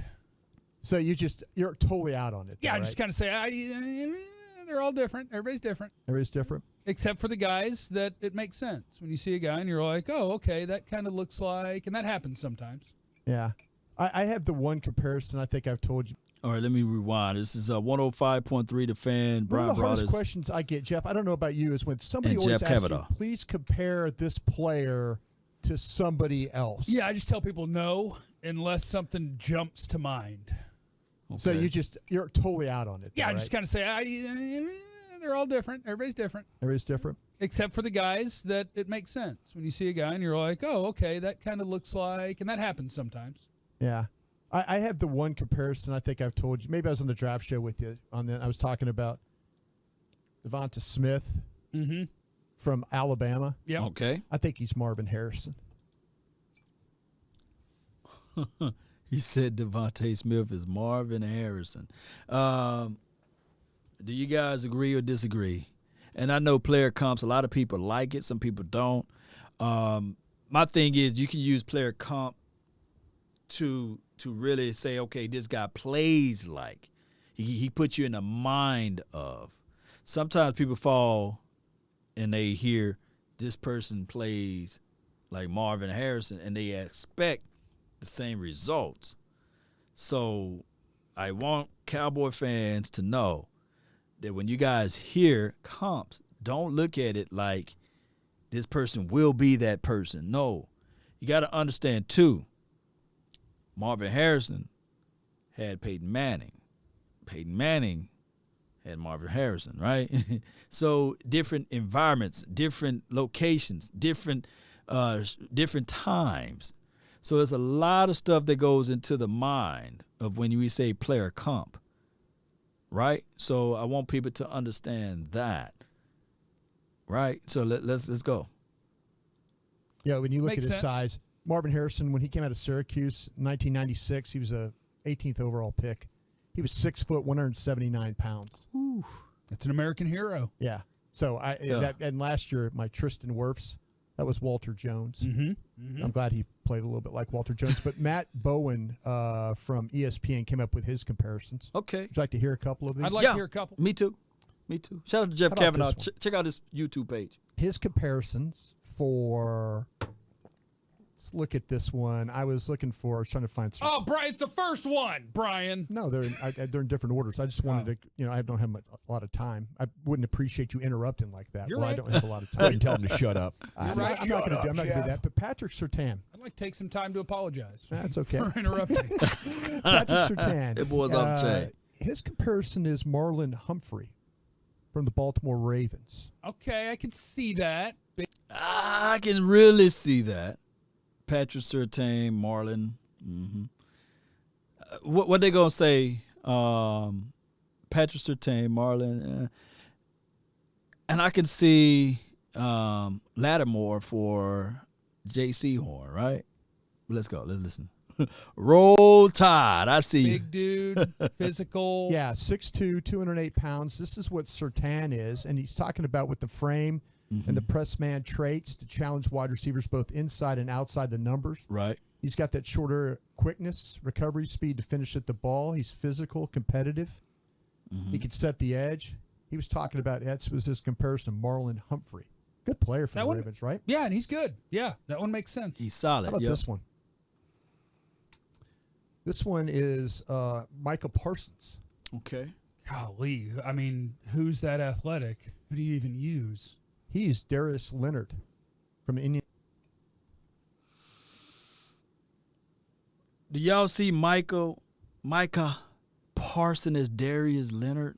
I'm gonna let him finish. Let me let Broadus finish. Indianapolis Colts as his comparison there. Is that no? Because Darius Leonard, I don't know. I like Darius Leonard he's a skinny guy. You're right. he's thin, Linear. he's tall. He plays Yeah. at like 215 or 220. Parsons is like 245 40 pounds, Right. a transformer. Right. He said he's with Parsons, he's saying an off-ball linebacker with pursuit speed, second level range, disruptive traits in base or sub packages. He's like a pressure player that you can use. He says you use him on blitz stunts, heat up the pocket from multiple alignments. He has upper tier traits to play a productive role in a 3-down. See, there's people that have questions about really if Parsons is a 3-down player. Right. And he So, is if break that it third down. down means he's rushing the quarterback. Yeah. I think that's one of his best traits, to be honest with you. His Yeah. ability to attack Yeah. the pocket. How about Jalen Waddle?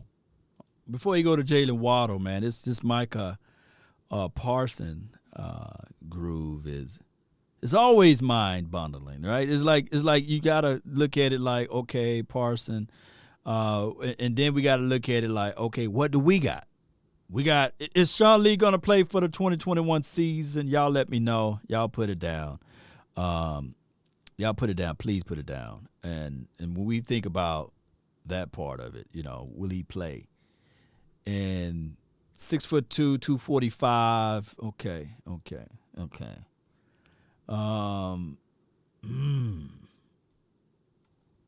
Let me see what y'all saying over here.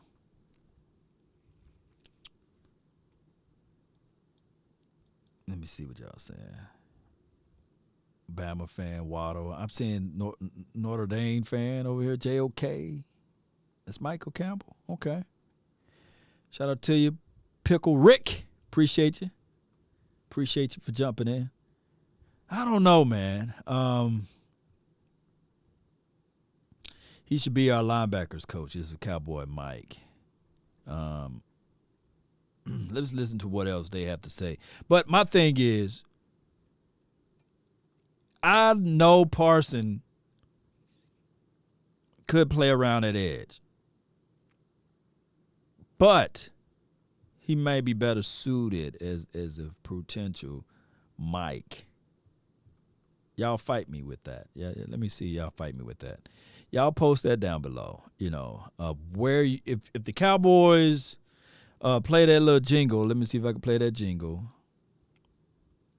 If the Cowboys go and they go with the mindset of, with the 10th pick, the Dallas Cowboys select Micah Parsons. They play the da-na-na-na-na-na-na. They play all the little music and everything. And where would you put them? Like, would this be like, okay, LVE, Sayonara, my brother, Or would this be like, wake up, Jalen? Wake up, my brother. It's time for you to go, right? Because he's so versatile. It's so versatile. Let me find a link where I can play this thing. Bear with me. Here we go. Anybody you have in mind with Jalen Waddle, all your receivers that you've ever watched? Marvin Harrison? Something between I see what you did. something between Tyreek Hill and Deshaun Jackson. That's exactly what he said. He said Tyreek Hill. He says Waddle has the explosive traits to. That's why Jeff's good at this receiver stuff. Says he has the explosive traits to open up options for NFL offense as a motion movement target or manufactured touches. Very similar way to what we see with Tyreek Hill. Waddle ain't no Tyreek Hill, though. He ain't no Tyreek, man. Tyreek, when you look up Ninja Turtles, Teenage Mutant Ninja Turtles, that's how Tyreek is built. Waddle's not built like that. I'm nervous of Waddle. I'm nervous of Devontae Smith. Hands down, let me know, Cowboy Nation, in the chat, who you rather have, Jamar Chase or Waddle. Let me see. Jamar Chase or Waddle. Who was the other guy he said that he reminded him of? Let me rewind a little bit. Let me see if I can rewind a little bit. That's why Jeff's good at this receiver stuff. Who he said? Says he has the explosive. Tyreek Hill and Marvin Harrison? Something between I see what you did. something between Tyreek Hill and Deshaun Jackson. That's exactly Deshaun what Jackson, he said. okay. He said Tyreek Hill. He says Waddle has the explosive traits to. That's why Jeff's good at this receiver stuff.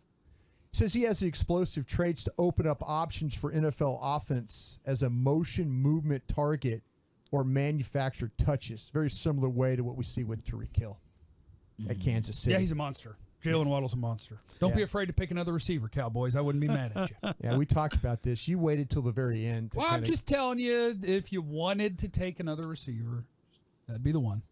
Be the one guy to take. Bama fan, which one you want, Waddle or Smith? Devontae Smith or Waddle, Bama fan? Who you want? Who you want? It's a trick question. Who you want? Who you want? Lamont, appreciate you, man, for the elevation for the nation, man. I really appreciate you. HBO special, man. Law, what if we draft Parsons, trade up and back in on the first round, I guess, and land Farley. Then go get Marvin Wilson. Boy, now we really be cooking. This is from Lamont. Let me exercise that thought train right there.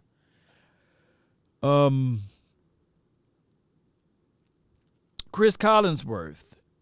I'm always got my eardrum to the beat of what's going on with the draft or what have you. And Chris Collinsworth, I believe, stated that Farley is one of the fastest people he's seen, and it could be loud smoke and mirrors. It could be paid advertisement. I don't know because of PFF. But I think that Farley is still that unicorn because of the injuries, and he cleared all of his doctor's report. So he cleared all of that stuff, however you call it. He cleared his physical, basically. So it could be a hit and miss. It could be everything. So the talent is there. And if you get him not in the first and you trade into the first, I guess, then they're still considered the first. There's a lot of resources. We got to figure out what they gave up to get him.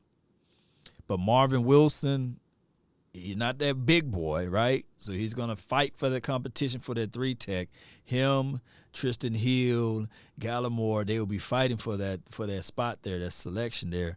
It's that 3. That will be a great treat to see because treat as in food, treat to see. I can't wait to see if the Cowboys do decide to get an interior guy like that.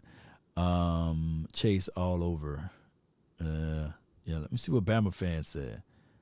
I would take either one. Come on, man. I'm trying to paint you in a corner, Bama fan. Appreciate you, though. But who do you want, man? You got to take one of them. I want to know, Bama fan. Nobody watched more Bama tape than you. You probably was live at the game, right? Bama fan, who you got? Waddle or Smith? Waddle or Smith? Come on, Bama fan. Come on, give it up. Give it up. Give it up, man. Come on. Come on. You stalling. For Dallas, Ruglock says Waddle. Come on, Bama fan. You stalling. Give it up. You know I get that from Coming to America. Samuel Jackson coming there with that shotgun. He shoot in there. Hurry up. Bama fan says Waddle. Okay. Yeah. I think the Cowboys will be able to do a lot with Waddle, right? We'll be waddling into the end zone. Chase has better hands than Smith. Chase is just next level. I don't see how there will be a chance and an opportunity for Chase to drop down to 10, Yeah. Waddle over Smith is from Pickle Rick. Let's find that play button. Man, I've been here for a long time. How long I've been live? Man, y'all let me know. Just to keep him away y'all let me know how long I've been live. Giants and Eagles. That'd be fine. How about Kyle Pitts, tight end from Florida? There's not one. He's the greatest tight end prospect ever. He compared him to a wide receiver, though. Oh, okay. Megatron. Plaxico Burress. Okay. 6'6", 246 pounds. He's got wide receiver traits, and he brings position versatility to a club. He creates schematical advantages. Ooh, I love the word schematical advantages.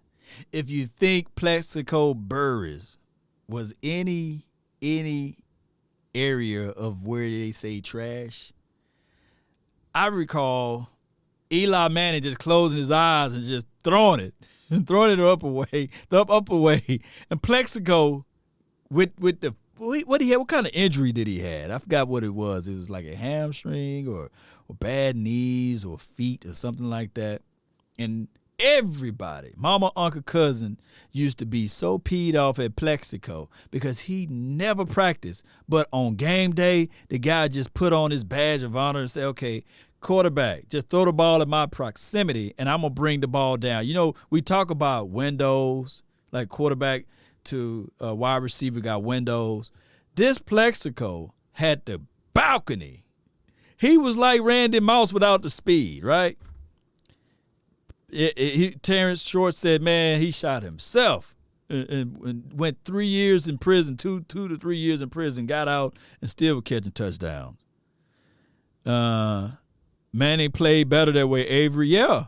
Dudley, when Manning drops back, and he did us a favor for 2 years. He did us a favor because he beat the GOAT. He beat Tom Brady in the Super Bowl. But majority of the time, when you look at one of those plays, you're sitting there like, and Plaxico, like Ripley's, believe it or not,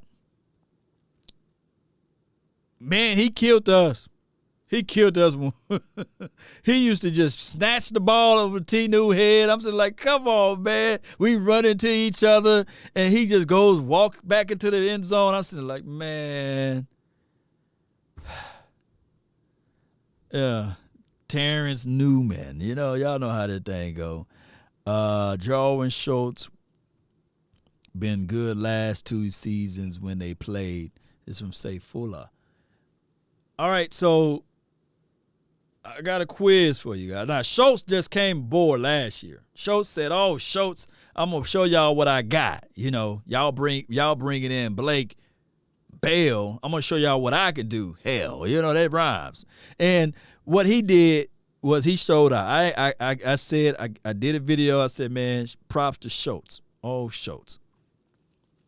But Jarwin, name me the game outside of the Giants game that you look back and say, man, Jarwin, man, he's balling, baby. He was a difference maker.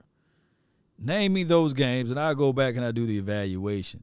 I do know that even though I believe we lost that game against the Saints, he did one vertical seam route, and I said, man, they was giving you the middle of the field, man. Why the Cowboys just didn't take advantage of that? I don't want, this is from Jay Lombardi. He says he don't want another tight end get some damn help on the defense, basically.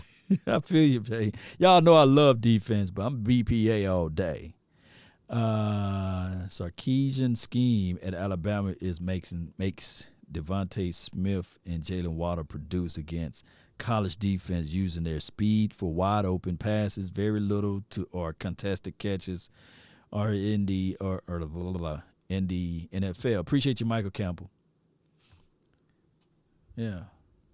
The Sarkisian scheme, pretty dope. Let's see. Let's go. I said that right, actually. Yeah, I mean, those things are all true. And I guess Plaxico had a good career. I'm setting the bar higher. I have the bar set higher than Plaxico Burress for Kyle Pitts. Would you play this guy as an inline tight end at all? Yeah.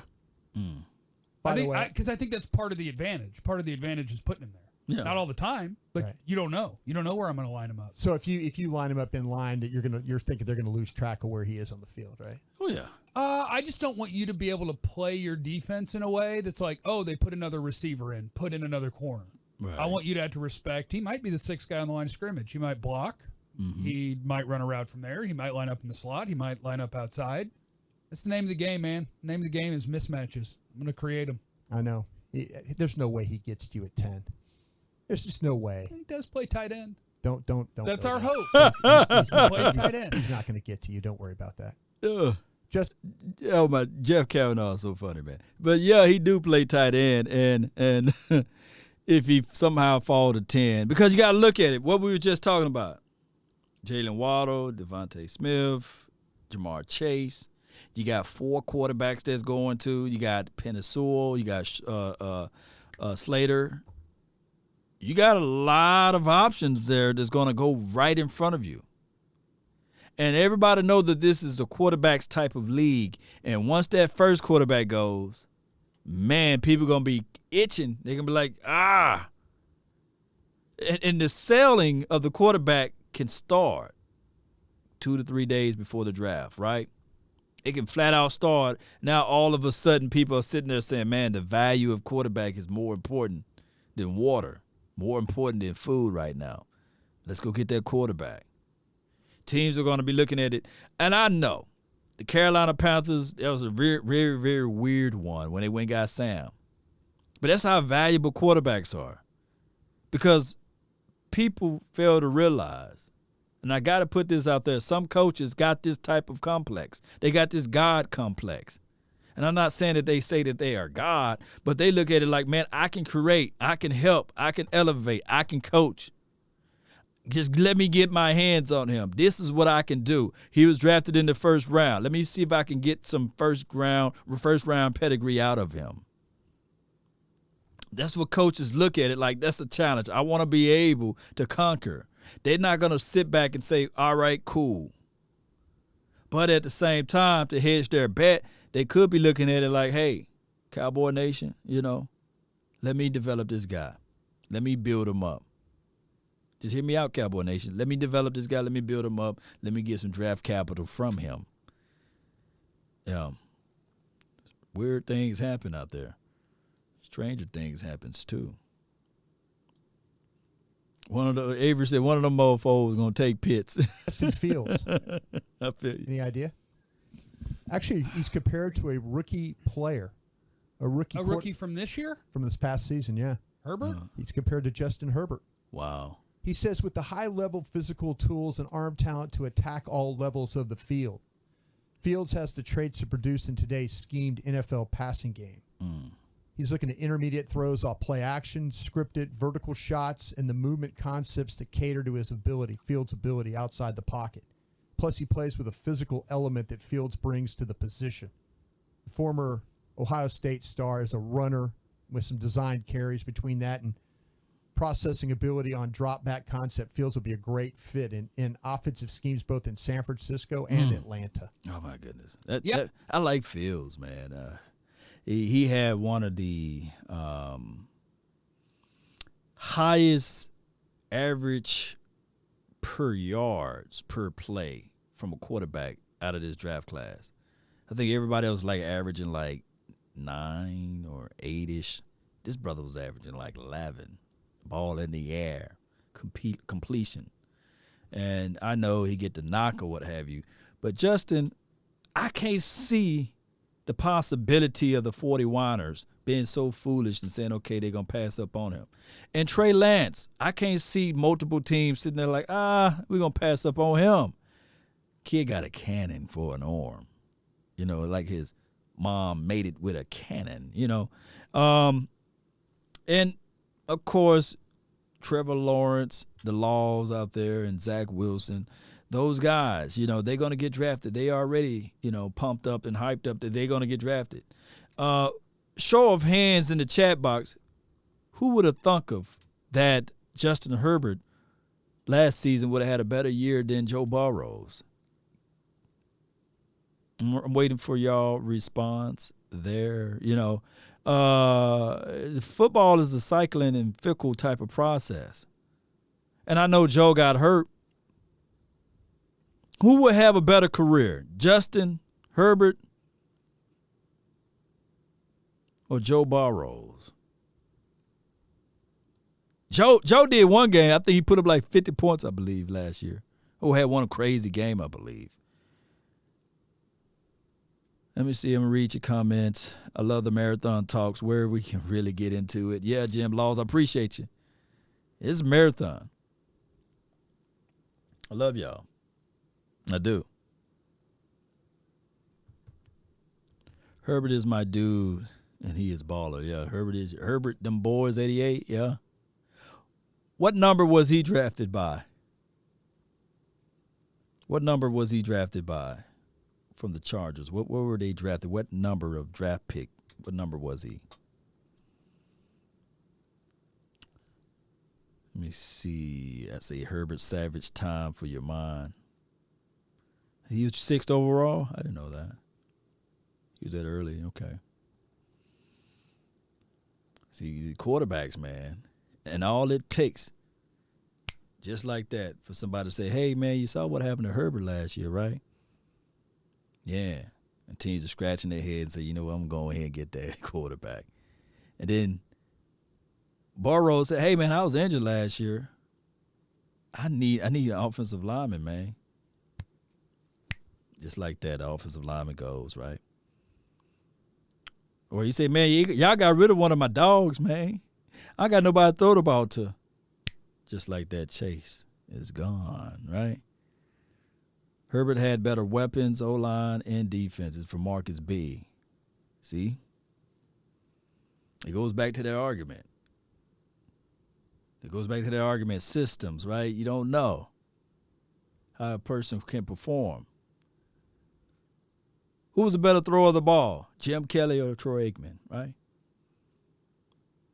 You got to input the system. Because when it's playoff time, I don't think I'd turn around and say, give me Jim Kelly, give me Troy. Especially, don't let it be a Super Bowl. Troy don't know what it feels like to lose one. Yeah. Burrow learns his lessons. Okay, so he was drafted 6th. Yeah, Jay Lombardi. Yeah. But don't pull up the stats, though. Do not pull up the stats. Jim Kelly versus Troy. Don't pull up the stats. Stats will, when you look at the stats, you'll be like, oh, wow. Sheesh. Less game. Look, Jim played less games, got more numbers and stats all over the place. Yeah. Troy was spot on, yeah. Burrows is on a horrible team. This from Bama fan. And that goes a long way. You got a Bama fan speaking up for an LSU guy, right? That goes a long way, Bama fan. You the most mature Bama fan I ever seen in my life. It's hard to find Bama fans. You know what, that LSU kid, he's all right, but they still say, man, Roll Tide. They still have to throw Roll Tide in there. But I feel you, though, man. Let me play the rest. Got one more piece in this one. And I don't know why Justin Fields is, well, I do know why, but there's just so much going on with Justin Fields that we hear about him that we don't hear about with certain other quarterbacks. That's all a bunch of garbage. And that's wild to me. He's an awesome. Most drafts over the last 10 years, he goes number 1 overall. Wow. See, that's Jeff Kavanaugh. He said most drafts, Justin Fields will go number 1 overall. Yeah, so he gonna have to. Justin gonna have a long way to go, man. Cause these past few years, Ohio State quarterbacks been dropping the ball. Y'all know how that goes, right? That's why Joe Burrow said, that's why I left Ohio, right? All right, Cowboy Nation, I done stole enough of y'all time, right? Y'all don't like me no more. I see y'all ain't even watching. Y'all clicked off, Y'all clicked off, man. Appreciate y'all, though. Just playing. Really appreciate you guys, man. On your way out, man, if y'all can just do me a huge favor. Hit that like, share this content, the engagement, keep up the engagements on this channel, and continue to support this channel. If you don't have the remunerations, the money, the paper, the bag, I promise you guys, it will happen when you hit that like. Somehow it'll just fall out of the sky for you. I'll just play with you. Hit that like button. It's free. There's no charge to it. It does something weird to the algorithm. I'm on multiple channels. I'm on Facebook, Twitter, Twitch, MySpace, Black Planet, 2 pages on YouTube, on a Newsbreak app. Man, I'm everywhere, So I really appreciate you guys, man. If I had 1,000 tongues, I would say, man, thank you. Bama fan, appreciate you. Jay Lombardi, Uncle Charles, Terrence Schwartz, appreciate you. You're one of the mods there, as well as Jay Lombardi, Jay Rish, appreciate you. Pickle Rick, appreciate you for jumping in. I'm trying to give y'all shots out, man. Put down how long you guys been Cowboy fans. That's always a special place in my heart when I see people, man, say, man, 68, 72, somebody put down 2005. I was like, wow, you're young, but you still support this team. Gold star, Shout out to everybody who gave stars, right? Cowboys and Maverick, appreciate you. Rue Glock holding it down. Jay Lombardi. Shout out to the Lombardis. Avery Dudley, appreciate you. 41 years. Say Fuller. That's a long time, man. 41 years, man. Since 77. Thomas Garrett, man, I appreciate you, man. Look, Thomas, if this is the same Thomas Garrett from Facebook, keep up that hard work you've been doing, man, in the gym. Man, I've been looking at it and said, man, see, you motivated me to do an extra 5. Matter of fact, every time you hit the gym, man, just shoot me a message on the Facebook to go to my Facebook page. Say, Law, man, get in there, man. Get in there. Get some in, man. That does something to me, man. I always love to try to stay fit. Michael Campbell says, since Tony Dorsett, number 33. I feel you. Ford says, since 78. Sip the Truth says, since 91. Appreciate you, man. 77, 93, 90. Terrence Shorts, appreciate you. 08 in the house. Pickle Rick, Asmodeus. Who's my youngest guy? Who's my youngest guy up in here? 38 years from Bama fan. Appreciate you. 54 with the star and the fire emojis, man. I love the fire emojis, man. Sheila. 74 since the 90s. 66. Akeem Law, one more mock draft. We can hit that. Let me see if I got it open. I'm gonna run it while I go find my music. And I always like to do the auto simulations because We don't have no control over it. So I wanted to have it with that natural feel. I'm continue to give y'all shots out while I run this mock draft. Brought to you by King. Y'all heard that one already. Y'all listen to this one, huh? Y'all like that one? Yeah. Let me know if y'all like that one. We're going to have to do the Law Nation's Beat Grinder edition. Come on. Yeah. Let's go 4-7 on them. Automatic. Yeah. Yeah. Yeah. Get that down.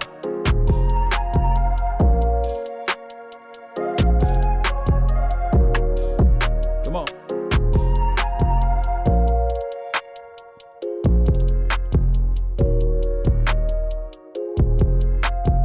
Y'all know I'll be in trouble when I be doing this. Queen of the Peace Corps be like, boy, where you at? What you doing? Yeah. Cause I love y'all. Y'all know how this thing go.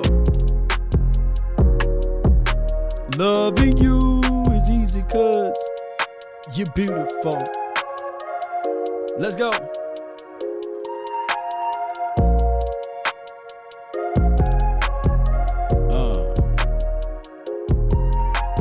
Yeah. Watch how the beat come in. Watch how the beat come in again. It just does something to you. 5, 4, 3. Yeah. Ha. I can imagine y'all rolling around with the wood grain steering wheel and y'all riding, listening to the nation, y'all bumping. And you say, Mama, there go that man again. He doing these mock drafts over here on his way out. Marcus B, appreciate you. 77 likes, appreciate you, Michael Campbell. Y'all continue to support the nation, baby. Yeah. Sheila Neal, OG, appreciate you. Chad Skinner, the winner, baby. David Jenkins. Charles Van, appreciate you. Since high school, 77, 78. Shout out to everybody who witnessed all 5 Super Bowls, by the way. Yeah. From the country, riding that horse. Yeah. Get on up there hill. That horse get to scooting then, baby. All right. Let's see what we got, man. Let's see who we got. Let's see what we got, baby. Oh, no. Oh, no.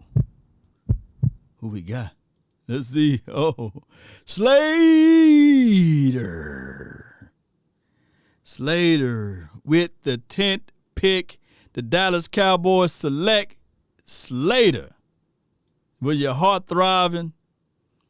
All right, so now we got a person that they coined as his ability to remember. This mock draft is brought to you by Akeem. Appreciate you. Since 78, Akeem. So we got Rashawn Slater, offensive tackle, Northwestern. He's versatile. You can play him inside as the guard or tackle. He will be a great understudy for, dare I say, either Lyell, or you can say click him over there to the left side. What you call this guy, Tyron Smith? Y'all seen the picture of me and Tyron Smith? Man, his hand so big, it's about the size of my head, right? So he will be a great understudy for him, right? But his problem is that they say that he got short arms. He got the T-Rex arms, right? Same issue that they got with Connor. But I think that even right now, Rashawn Slater can beat Connor Williams in an arm wrestle. Shout out to you, David. Appreciate you for sponsoring. D. Wayne, appreciate you for sponsoring. Shout out to everybody who gave the stars today. Appreciate you. So Dallas Cowboys with the 44th pick select Kelvin Joseph. This is a gritty, grimy type of corner.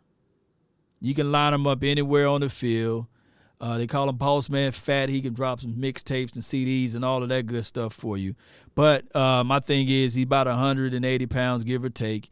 And he's quick. He's fast. He's fast, too. And if you need to watch any tape, go watch the Bama tape. He did okay against the Bama, so appreciate him.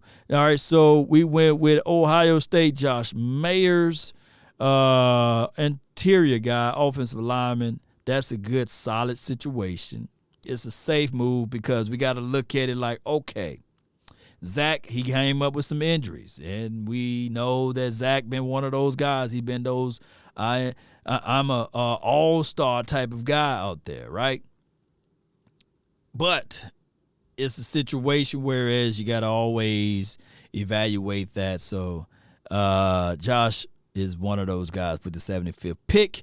And with the 99th pick, you got Jay Tuafile. I hope you guys can see. Let me make sure y'all can see that because one time I did a whole show and y'all couldn't even see it. All right, so they went with Jay. All right. Jay is the type of cat that's strong. He's physical.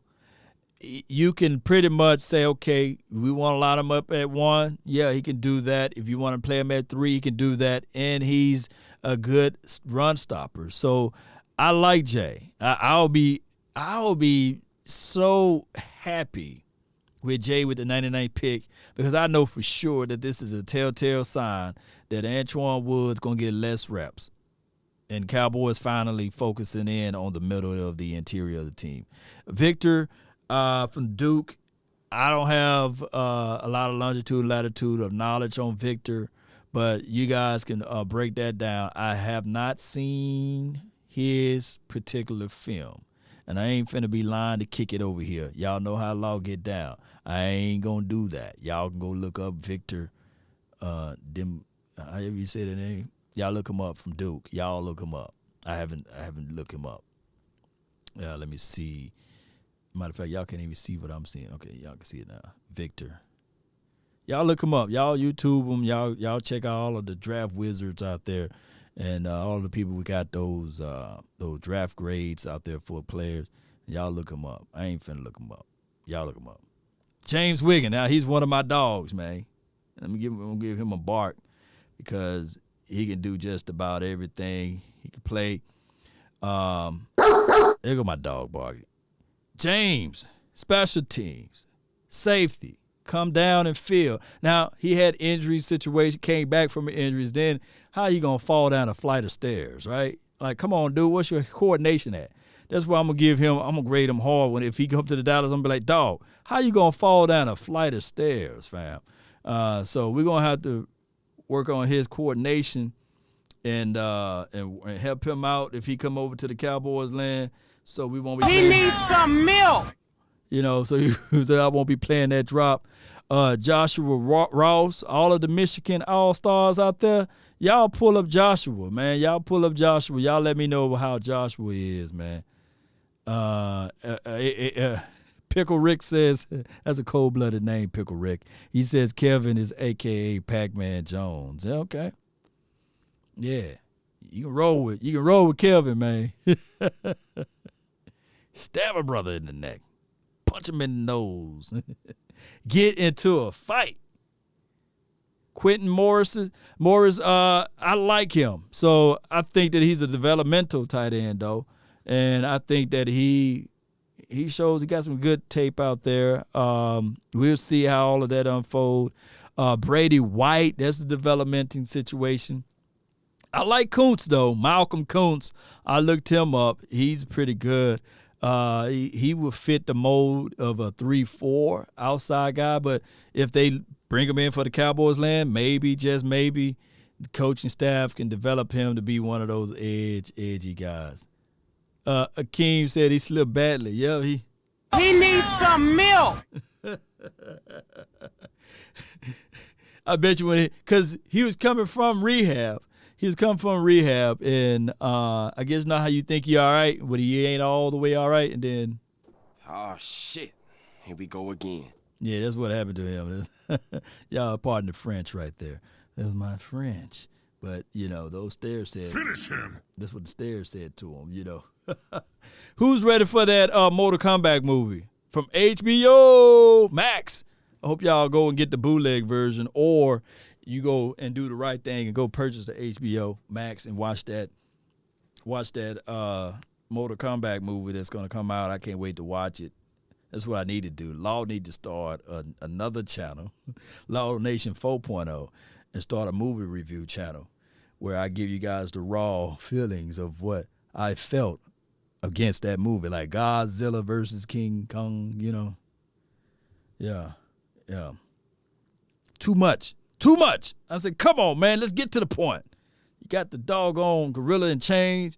Man, you got going through different worlds of the universe, digging a hole to get up to the space. Come on, I just want to see them fight. Oh, my goodness. But they did too much on the King Kong movie, or whatever the name of that movie. Too much. Just like they did too much on the WandaVision, whatever that movie is. I said, Lord, it's going to get good. I'm like, man, when? I couldn't get past the first episode. Somebody said, man, get good around about episode 3, though. So this weekend, if I have time, I'm going to try to go watch WandaVision. And the Falcon movie right now is making me mad. I'm saying, you know what? What I'm going to do with the Falcon movie, it's a series. I'm going to wait till them all get done, and then I'm going to watch the Falcon, the next Captain America dude without powers. But we'll be ready. Sean Kent said, I'll be ready for the movie. Get over here. You've been listening to Chisel the Dundas, Law Nation? No, I need to hit him up, though. He's one of my guys, but I need to hit him up. I do need to hit him up. Chisel Adondas. Maybe we could do a podcast together. I'm gonna stream it on my Fire Stick. Okay, Jim. Let me know when. Maybe we have a Fire Stick party. Falcon Winter. So, say Fuller, you staying as lit. Okay, I'm gonna hold you to it. Y'all see, today is April the 14th, and Say Fuller said Falcon the Winter Soldier is lit. That series. Because I'm going to be mad if it ain't, if it's one of those. Say Fuller said he liked WandaVision. Okay. Man, I got to get out of here, man. I said, hey, baby, let me get in this room right quick. It's just going to be for a couple of minutes. Y'all know how many minutes I've been live, though. Oh, man, I don't hear the kids at all. It's supposed to be my night to give them a bath and go to bed. Oh, my goodness. Y'all don't know about them daddy duties, right? It's past bedtime. I'm still up here talking to y'all. Oh, my goodness. You ever seen that meme or whatever you call it of the guy? Because I said me one time, meme, me, whatever it is. However you call it. The guy said, hey, he was sleeping outside. He said, man, I had to win the argument with my wife, and I just wanted to sleep outside to catch some fresh air. 2 hours and 17 minutes. Oh, my goodness. That's the longest. Hey, man, I'm going to be in here for a quick minute, man. That's the longest minute in life. Oh, my goodness. Sometimes there'll be breaking news that happen, and I'll be just now doing this and doing that. And I'll be like, oh, can I just go talk about this for a quick second? Oh, my goodness. You got to always leverage your time, right? Yeah. You always got to I'm looking for my outro music, by the way. See, the outro music is so long that I can't load it on my soundboard, so I got to find another way, And I've been doing it for a long time, that outro music. Appreciate you, Avery. Y'all know it's about one of those things. I turn to y'all before the network, Say Fuller. Appreciate it. Because, Say Fuller, the reason why you turn to us before the network, because I don't think that Stephen A. Smith or any of those guys, Shay Sharp, will ever say, hey, man, shout out to Akeem, shout out to Say Fuller, shout out to, David Wiley. Appreciate you for the donation. And shout out to Young Wilson for making the donation earlier, But I tell people all the time, if you want a thing bad enough, right? Now, they say, Law, why you keep saying this, man? Because I want it to be permeated into your mind, heart, soul, and sinew. I want this to be on your mind, regardless of what you do. Whether it's doing push-ups or whether it's like Thomas Garrett, man, just eating the 45s like this, man. Or was they at a 50-pound weight? But Thomas would tell you, doesn't matter the size of the dumbbell. As long as you get out there and you pump that iron. Matter of fact, he probably got some routines that with 2-pound weight, man, it'll push you all the way back. Bruce Lee wasn't the biggest guy, but he said 2 pounds of pressure will break a knee. Let me know if I'm lying. If you want a thing bad enough to go out there and fight for it, to work day and night for it, to give up your time, your peace, and your sleep for it. If all of your desires of it makes you quite mad enough that you don't get tired of it, and it makes you hold all other things tawdry and cheap for it, if life itself seems empty and useless without it, and all that you scheme and dream is about it, if you'll gladly go out there and sweat for it and fret for it and plan for it and lose all terror of God or man for it, if you will simply, oh just simply, go after the thing you want with all of your capacity, strength and scarcity, with faith, hope, and confidence, and third pertinacity. If neither cold, poverty, or famish, or fame, or sickness, or body, or brain can turn you away from the thing you want, if dogged and grim and beset and beset with the help of Almighty, guess what, Cowboy Nation? You can get it. Let's go, Cowboy Nation. Hey, y'all know how we do this thing. Every time, man, I try to spit this thing for y'all mind, huh? Why?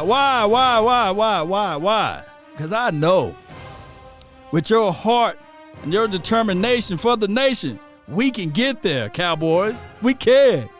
Without the ramifications of sitting back saying to ourselves, man, look at what they're doing. No. We stay focused. You know, we got to get this thing going. Appreciate everybody that's jumping around, man. Shout out to you, Keem, again. Shout out to you, Thomas. Shout out to everybody that's here. Iceberg Q. John Sullivan since 1979 for your mind. Let's go. Turn me up. Let's go, Cowboy Nation. Where my dogs at, man? Where my dogs at, man? Where my dogs at? Here we go. Where my wolves at? Here we go.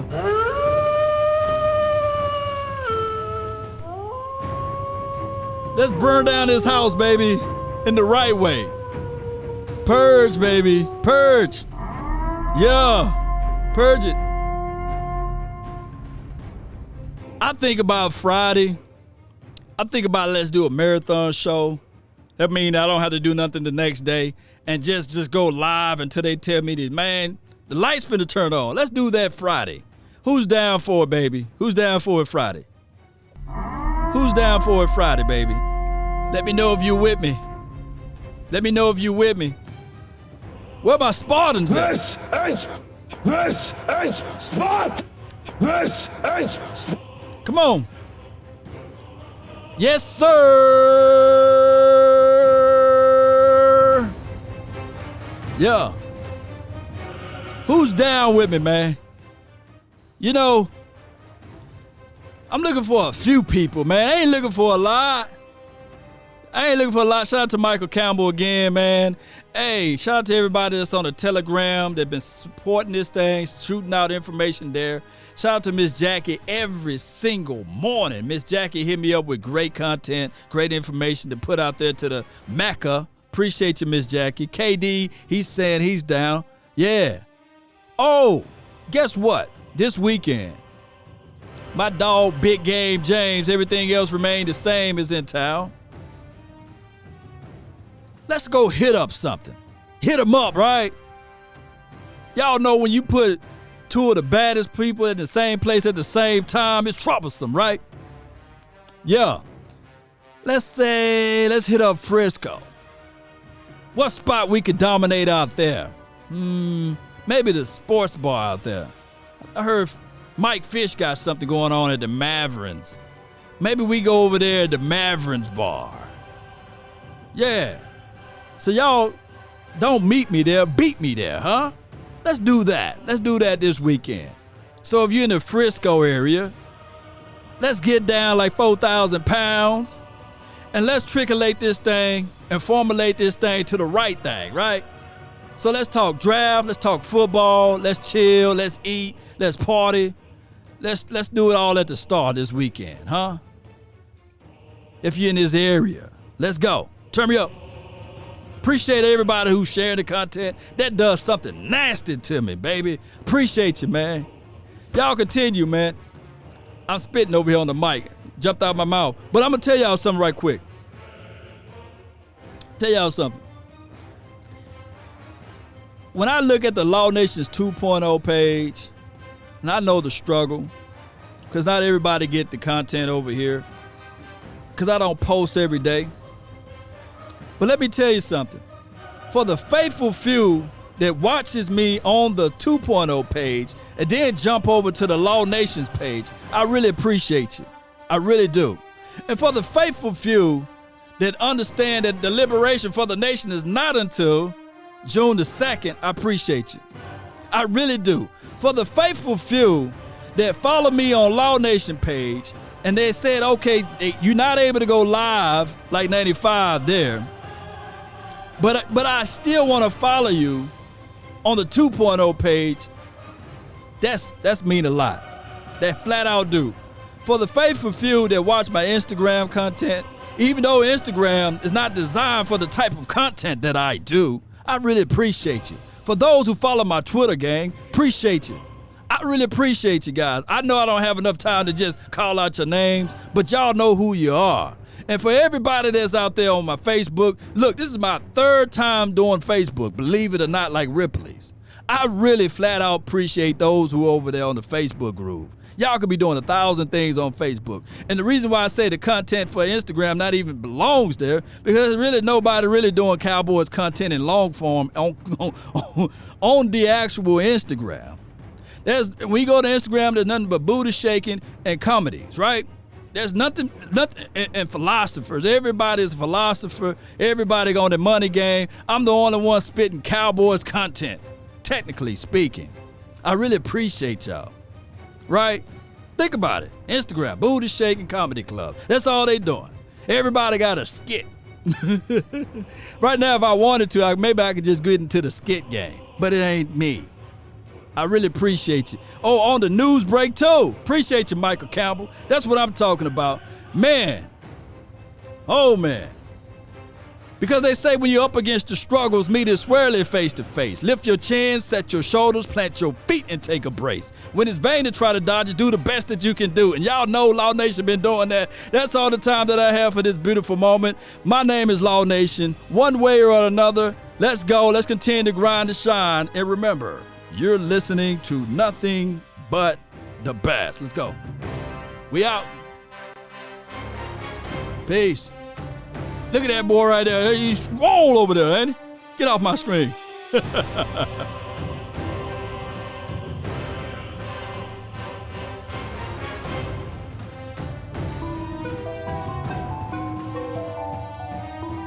Let's go.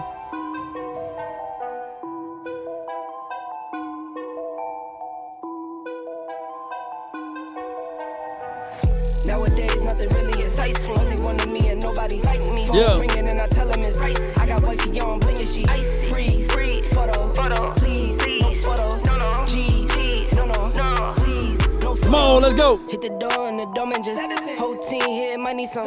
Still young, but I move like a new deal to my lawyer. If you're down in my management, I'm just warming up a wait till I producer saw the numbers one. Different colors in my baggy light. Chalk it up. Appreciate you, Uncle Charles. Wanna get you a ring and you tough enough. Shout out to your pickle, Rick. Run it up. I used to be quiet and out of luck. Now I move up Queen. The hate and the jealousy. I see you, Miss Queen. Yep. Nowadays, nothing really is ice. Only one of me and nobody's like me. Phone ringing and I tell him it's ice. I got wifey on blinging, she freeze. Photo, David please, Jenkins. no photos, no, G's, Salute, Jim Laws. Sadiqa, let's go. Yeah. Come on. I got paid to play today. I get paid to stay away. Cedric, let's go. I might make it rain today. Shout out to all of the Facebook gang. Y'all push share in the comment box. Let's go. would never sell my only soul. Heard your whole team was for sale. Heard it's on the market for the low. Who the realest, we might never know. All this acting, you gon' play a role. Give you the world when they sign you up. Try you out and then they line you up. Ooh, now you're looking hungry, ribs are touching, need some food. Yeah. Now you're all on live acting surprised, but you was fooled. Boy, Let me hear get out that the finish way him and again. spend the day, now you're old news. Yeah. Now you got the pen and pad, you're trying to take my moves. Nowadays, nothing really excites me. Only one of me and nobody's like me. Phone ringing and Shango Live. Shout out to Michael. Let's go. Freeze, photo, please, no photos. G's, no, please, no photos. Nowadays, nothing really excites me. That's for all my 420. Nobody's like me. Phone ringing and I tell him it's I got wifey on bling and she freeze, photo, please, no photos. G's, no, please, no For all my photos. haters, slap them around, baby.